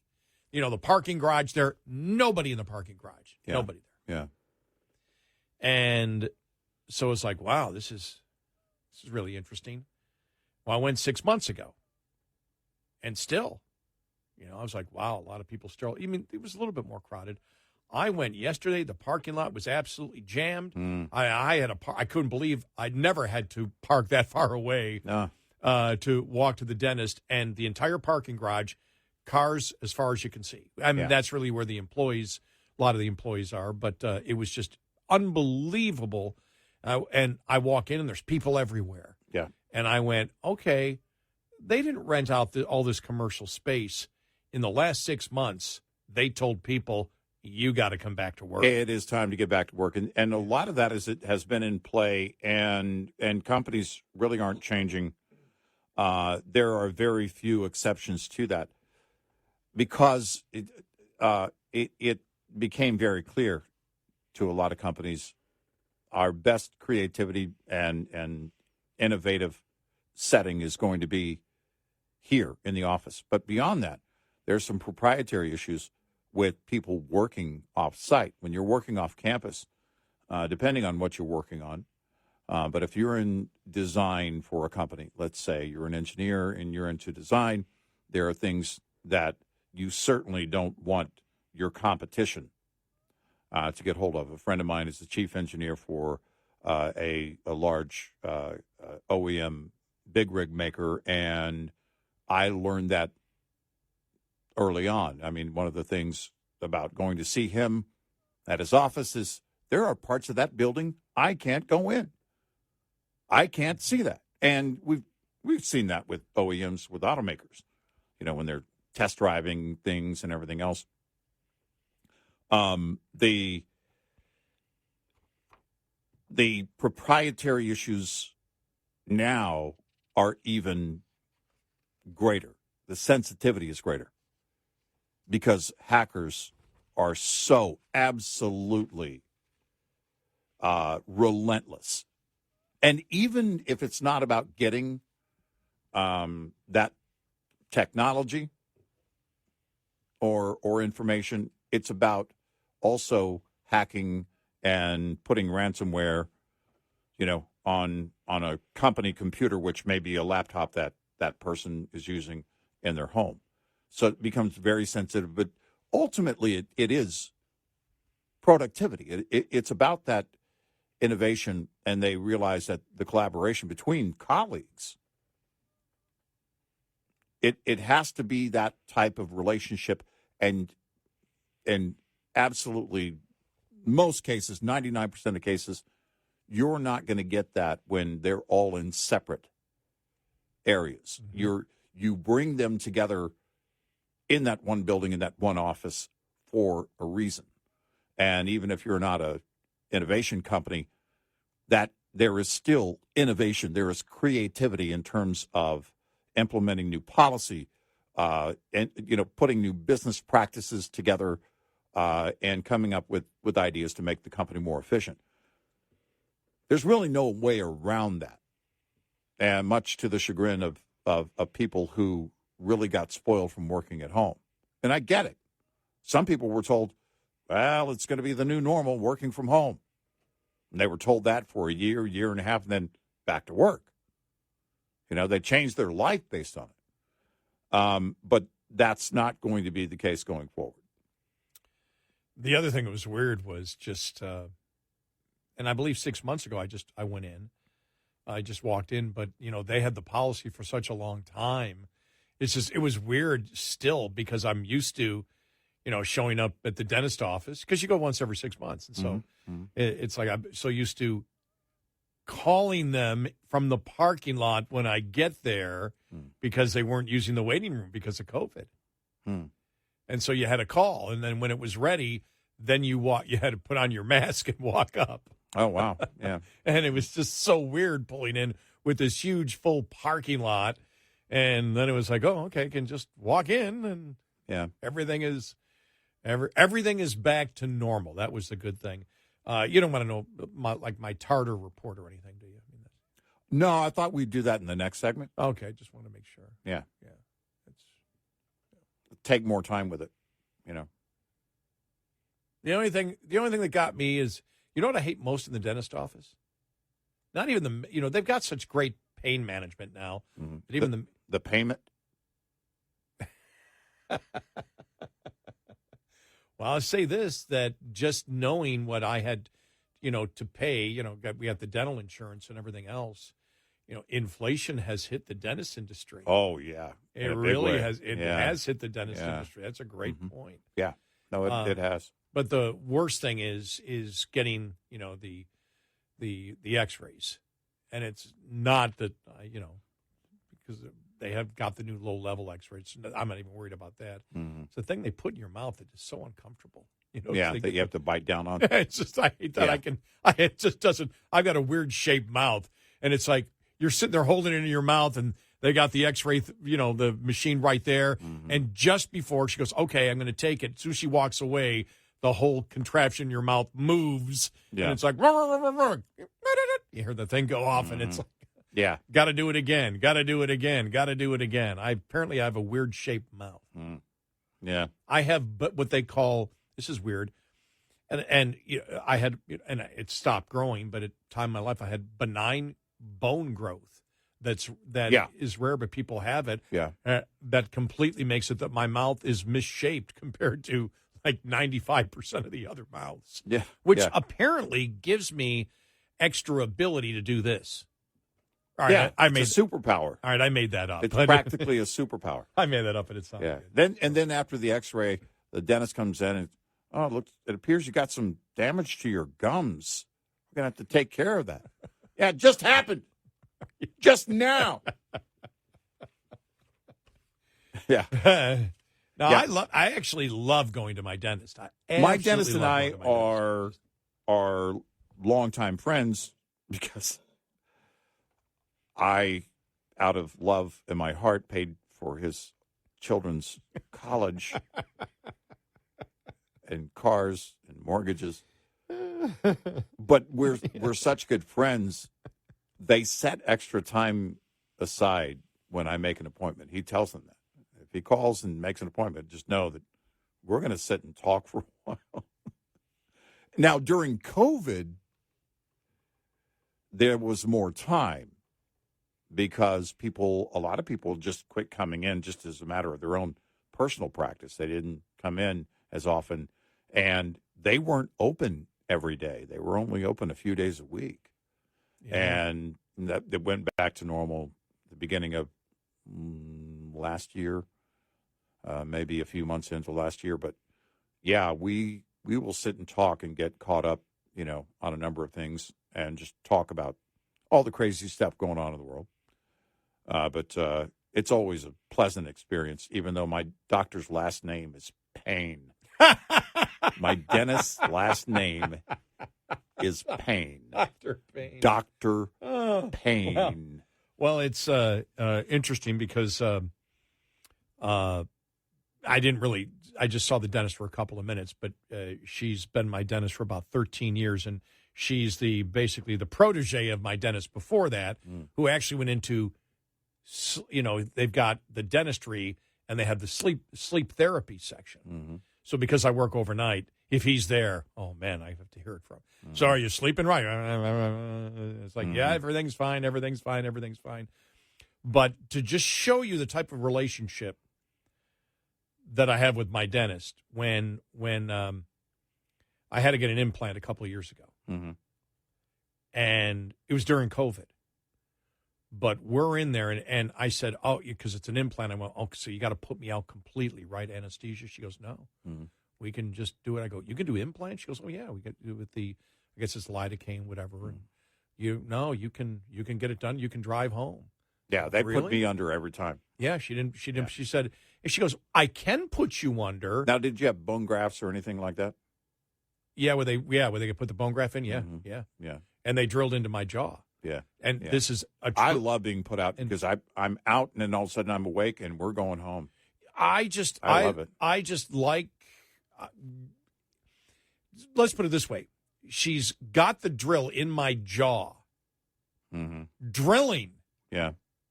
And I have to stop myself from laughing because she said something. I'm laughing, going, oh my God, she's going to make a mistake. It's like, that's how comfortable I am in the dentist. Yeah. With my dentist. So that's right. I mean, when you can actually say that, you go, well, it's not going to get worse than that because you got the lower molar, and you've got to get an implant for that. They're drilling into your jawbone, and then the graft was nothing. That's just that seems to be that wasn't. I've never ever been nervous at a dentist. Oh, my blood pressure spikes. I have red coat. Red coat. No, that was the Revolutionary War. Yeah, that's the difference. No, I have white coat syndrome. Yeah. If I go into my doctor, even today I went in and I wasn't nervous at all, but I said, take it. I know it's going to be high. And it was high. And then 15 minutes later, you take it again and it's fine. Yeah. But mine shoots up. It shoots up. I think today it was 145/93. Yeah. And before I went, when I woke up, it was like 116/62. The only time I developed white coat was I had to go to a monthly treatment for my eye. I had a branch vein occlusion that caused a blind spot. And the remedy for that is a monthly injection, a needle, into your eyeball. And they don't put you asleep for that. Yeah.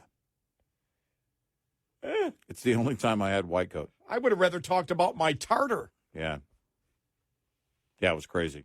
Or lack of tartar. And of course, you're watching it all. Oh! I mean, it's, yeah. They numb the eyeball. Oh, okay. Yeah. Whew. But you're still watching. It's crazy. Did you feel anything? No, they you feel really the pressure. The pressure, of it. okay. But it's not. No. It's but it was crazy. That and I didn't even notice my BP had spiked during those visits. And it was like, okay, that's definitely white coat. And it went away. Wow. Yeah. This portion of Old Man Radio, yeah, talking about all of our medical afflictions and That's our right. dentist and doctor appointments. Coming up next, we're going to list all of our prescriptions, and we'll go through them one by one and the side effects. Brought to you by Joe Namath and Medicare Advantage. All the side. Let's talk side effects. 86690 Red Eye. Let's talk about the most pain you've ever felt. Right. Exactly. And we'll laugh about it. 86690 Red Eye. Brought to you by Hot Shot Secret. Hi, I'm Jen Loomis, a transport safety expert at J.J. Keller, and I'm here to share a tip on compliance, safety, accountability. Compliance, Safety, Accountability, or CSA, is the FMCSA Safety, Compliance, and Enforcement Program. Its goal is to hold motor carriers and drivers accountable for highway safety and to reduce crashes, injuries, and fatalities on our roads. CSA does this by assessing the safety performance of motor carriers and drivers based on data collected during roadside inspections, crash reports, and FMCSA investigations. Based on the data that is compiled, motor carriers are assigned a score. The carrier is then grouped with other carriers who have had a similar number of safety events. Carrier scores within the group are then ranked to determine intervention priority. Low scores are better, so carriers with the highest scores are those that are most likely to be targeted for intervention by the FMCSA.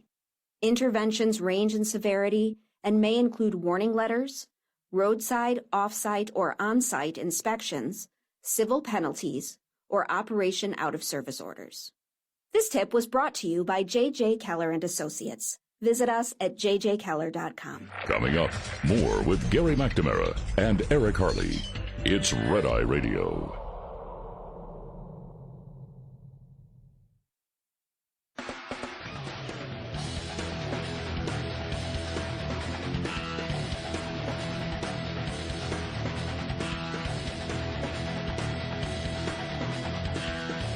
It's Red Eye Radio. He's Eric Harley, and I'm Gary McNamara. This is interesting because it got no play yesterday. Maybe I missed it. Okay. Because I was in the dentist chair.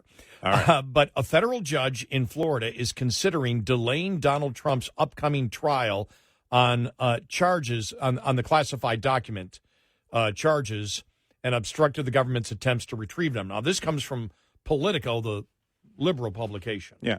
The trial is slated to begin on May 20th, but Trump wants it postponed until after the 2024 election. If he wins the election, he could likely shut down the case as president, which he could. Yeah, he could. I'm just having the judge said, I'm having a hard time seeing how realistically this work can be accomplished in this compressed period of time, given the realities that we're facing, the judge said on Wednesday. Judge Cannon made no immediate ruling on Trump's bid for a postponement, but she sounded highly skeptical of claims by prosecutors that the case could be kept more or less on pace with the schedule she set in July. Aspects of that schedule, she said, are now impractical due to difficulties already encountered with sensitive documents relating to the case.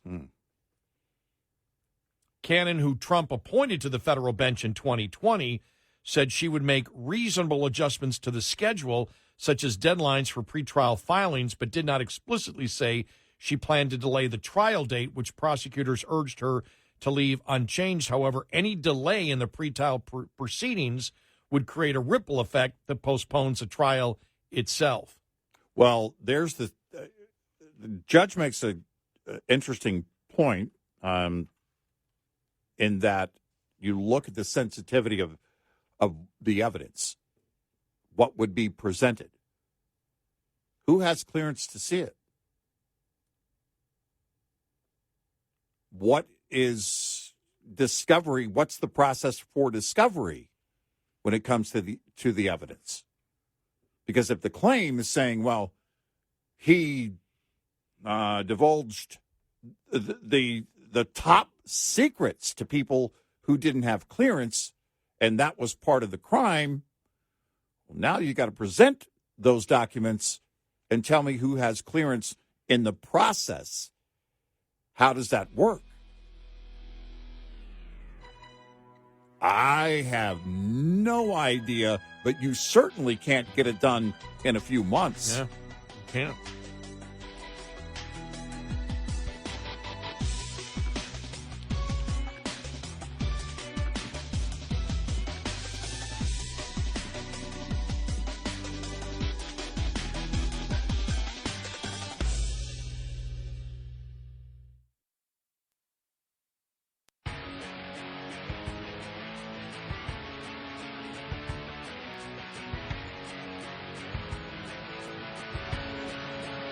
You're a threat to democracy if you don't download our app, Red Eye Radio. And he's Eric Harley, and I'm Gary McNamara. So that is, if that judge ever moved it back till after the election, that's the best news that Trump could ever have. Because that is the case that carries the most risk for him. Yes. And that is a huge concern. It should be a huge concern, but I don't know how you rush something like that, because the process itself, you're going to have, and I don't have the answers. I'm just asking, how do you have clearance for individuals who need to review the evidence? If these are the nation's top secrets, that's the allegation. The nation's top secrets, the very nature of those documents has to be divulged to people who don't have clearance. And then, as Trump's lawyer said, because the different trials are interfering with each other. Yeah. And it goes, during Wednesday's court hearing, which stretched to more than an hour and a half, there was almost no mention of the political calendar and no mention at all about the potential impact that his candidacy could have on his long-term criminal jeopardy. Instead, Trump's lawyers argued that they need a delay in the documents case because preparations for it will clash with the federal election case, which is slated to go on trial on March 4th and could last several months. Trump's indictment in the elections case, which came days after Cannon set her initial timeline for the document case, completely disrupted everything about the schedule Your Honor set, Trump lawyer told Cannon. Another Trump lawyer personified the crunch the former president's attorneys are facing, phoning into a hearing from a New York courthouse where Trump is undergoing the civil trial targeting his business empire. It's very difficult to be trying to work with a client in one trial and simultaneously try to prepare for a client in another trial. His lawyer said this has been a struggle and a challenge. Yeah. I guess I'd question how much any of the judges in any of the cases would be concerned about that part of it. I mean, I get it. The judge or the lawyers are right. If I were a judge, my concern would be, and by the way, this also goes for the other cases. You know, if you talk about the right to a speedy trial, that's one thing. But when prosecution is looking to rush a trial, well, there has to be time for proper discovery. And there's a mountain of evidence that's being presented in all these cases. So I don't know how you get them done before the election. And here's the point now, too. You had a lot of people who thought, until recently, believed Trump needs to be the guy on the right because we want Biden to beat him. We believe Biden will beat him. That is not the case anymore. It's not the case anymore. And by the way, you see that changing before October 7th, it started to change. And maybe a poll or two could be outliers, but also maybe they're not. And you don't know that yet because you haven't gone through enough time to get those polls behind you to determine whether or not they are outliers. The point being is there are fewer people that seem to be convinced that he would lose in the general. And if that is a concern and you're looking at it, well, this guy could be president again as of January 20th of 25 and president-elect as of election night 24. And it comes with a whole list of concerns for courts. All right. Did you see the polling? Quinnipiac? And again, I don't want to make too much of it. Yeah. You know, as the media tends to do. But the 2024 presidential race stays static in the face of major events. The Quinnipiac University National Poll finds RFK Jr. receives 22% as an independent candidate in a three-way race. No way that holds for an election. There's no way he gets 22% if it was a three-way race next year, if you didn't have Cornel West in. Is there such a thing as a Camelot demographic? That's how he should run. Isn't it time we went back to Camelot? The return, and then you had the return of Camelot. JFK and... Yeah. Oh, my gosh. Yeah. JFK, the first lady, the kids, you know. Yeah, did the whole... run through the whole thing, you know? On the boat. Yeah. Playing touch football. Yeah. You know, right. And then all black and white photos. Right. Camelot can come back. And end it with RFK Jr. doing push-ups with no shirt on. Okay, maybe not. Maybe not. But that's okay. It's not nothing. Maybe it's not 22. But you know who would love to have those kind of numbers? Pretty much everybody else in the GOP field outside of Trump. Yeah, but that's a general, and you're talking. I know, but I'm talking about getting to 22 at all, anywhere. Mike Pence clearly believed he was not ever going to get to 22 in the GOP field. Now, but this is, I don't know if it's 22, but remember, where did he start after he announced? It was double digits. Who? RFK Jr. Yeah, but 10 or 12? It might have even been more, but you're talking the primary versus a general election. I know that. And I think I think it may be comparing apples to oranges because you're talking about what Democrats think versus how many, because the concern here is how many Trump supporters would vote for RFK Jr. That's the key. Right. And we've talked about that before. And when you see it here, that if it's just the two, 47% support Biden, 46% support Trump. Right. All right. Virtually unchanged from Quinnipiac University's August and September national polls.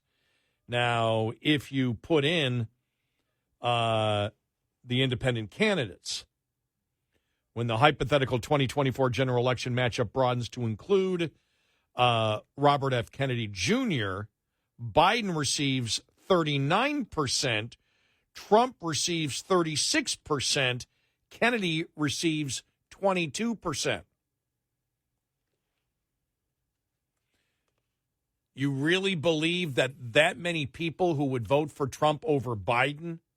Because you're talking tens of millions of people that claim they would vote for Trump now will vote for Robert Kennedy Jr. next November. I don't buy it. No, not at all. When progressive activist Cornel West, who was running as an independent candidate, is added to the four-person hypothetical 2024 general election matchup, voters give Biden 36% support, Trump 35% support, Kennedy 9% support, and West 6% support. So the majority of West votes come from Kennedy.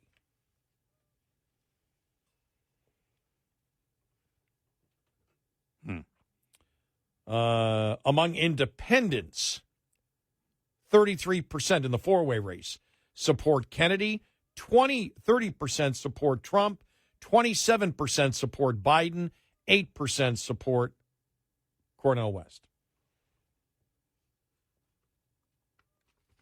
He has the plurality with independents. Yes.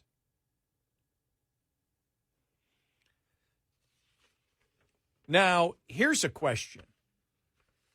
Because what is the correct amount in any poll that you should be giving to independents?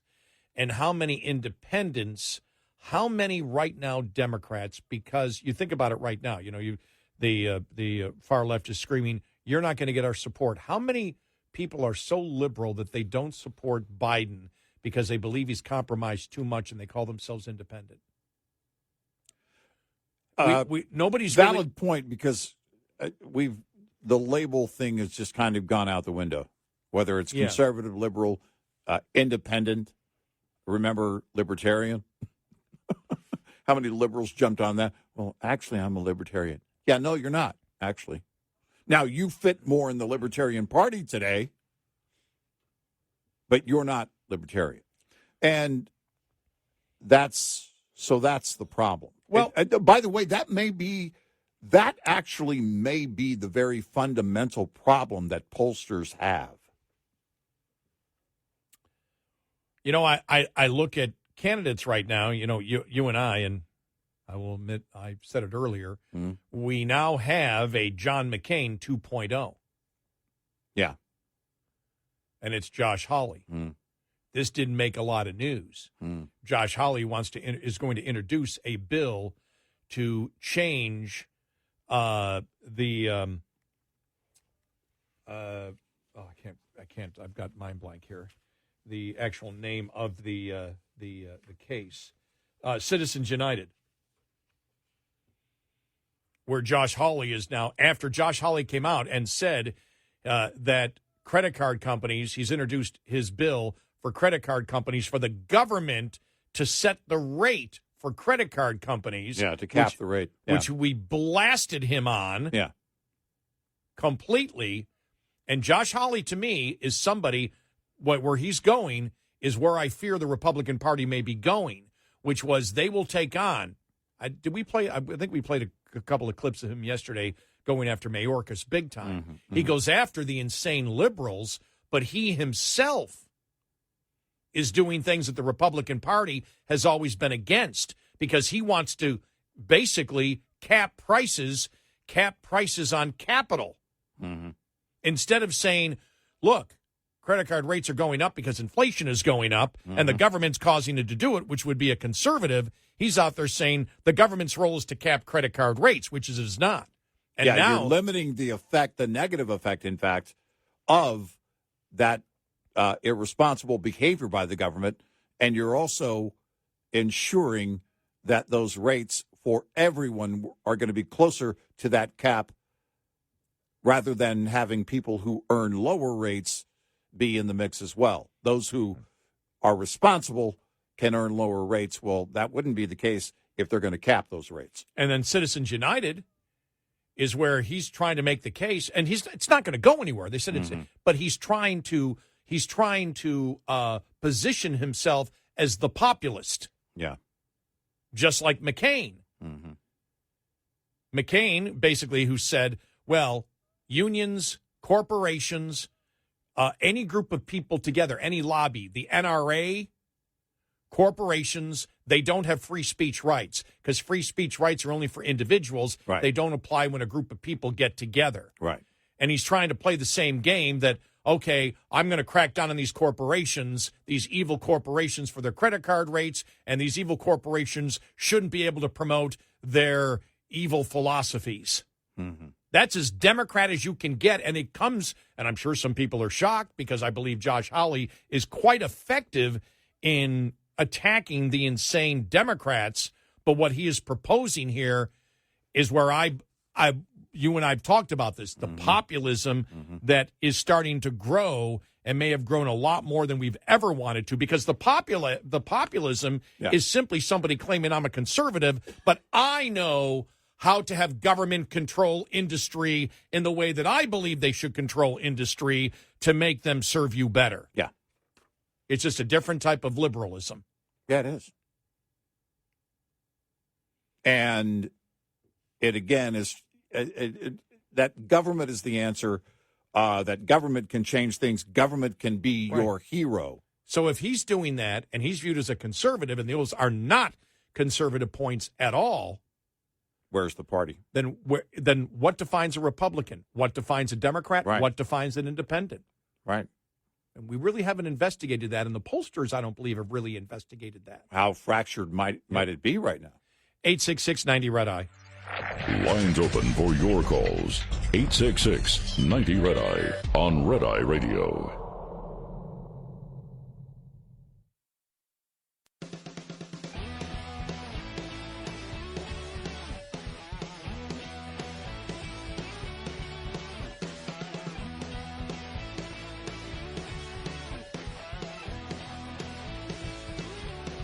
It's Red Eye Radio. He is Eric Harley, and I'm Gary McNamara. I don't want to make too much of that poll that we read earlier because it's way too early. Way, way too early. But I don't believe by any margin that... Maybe I'm wrong. Maybe everything has changed. Well, I would love to see where independents end up. And if he's the guy, if RFK Jr. really is the guy carrying most of the weight for independents right now. And move that many Republicans? Right. I don't. Yeah, I don't see it.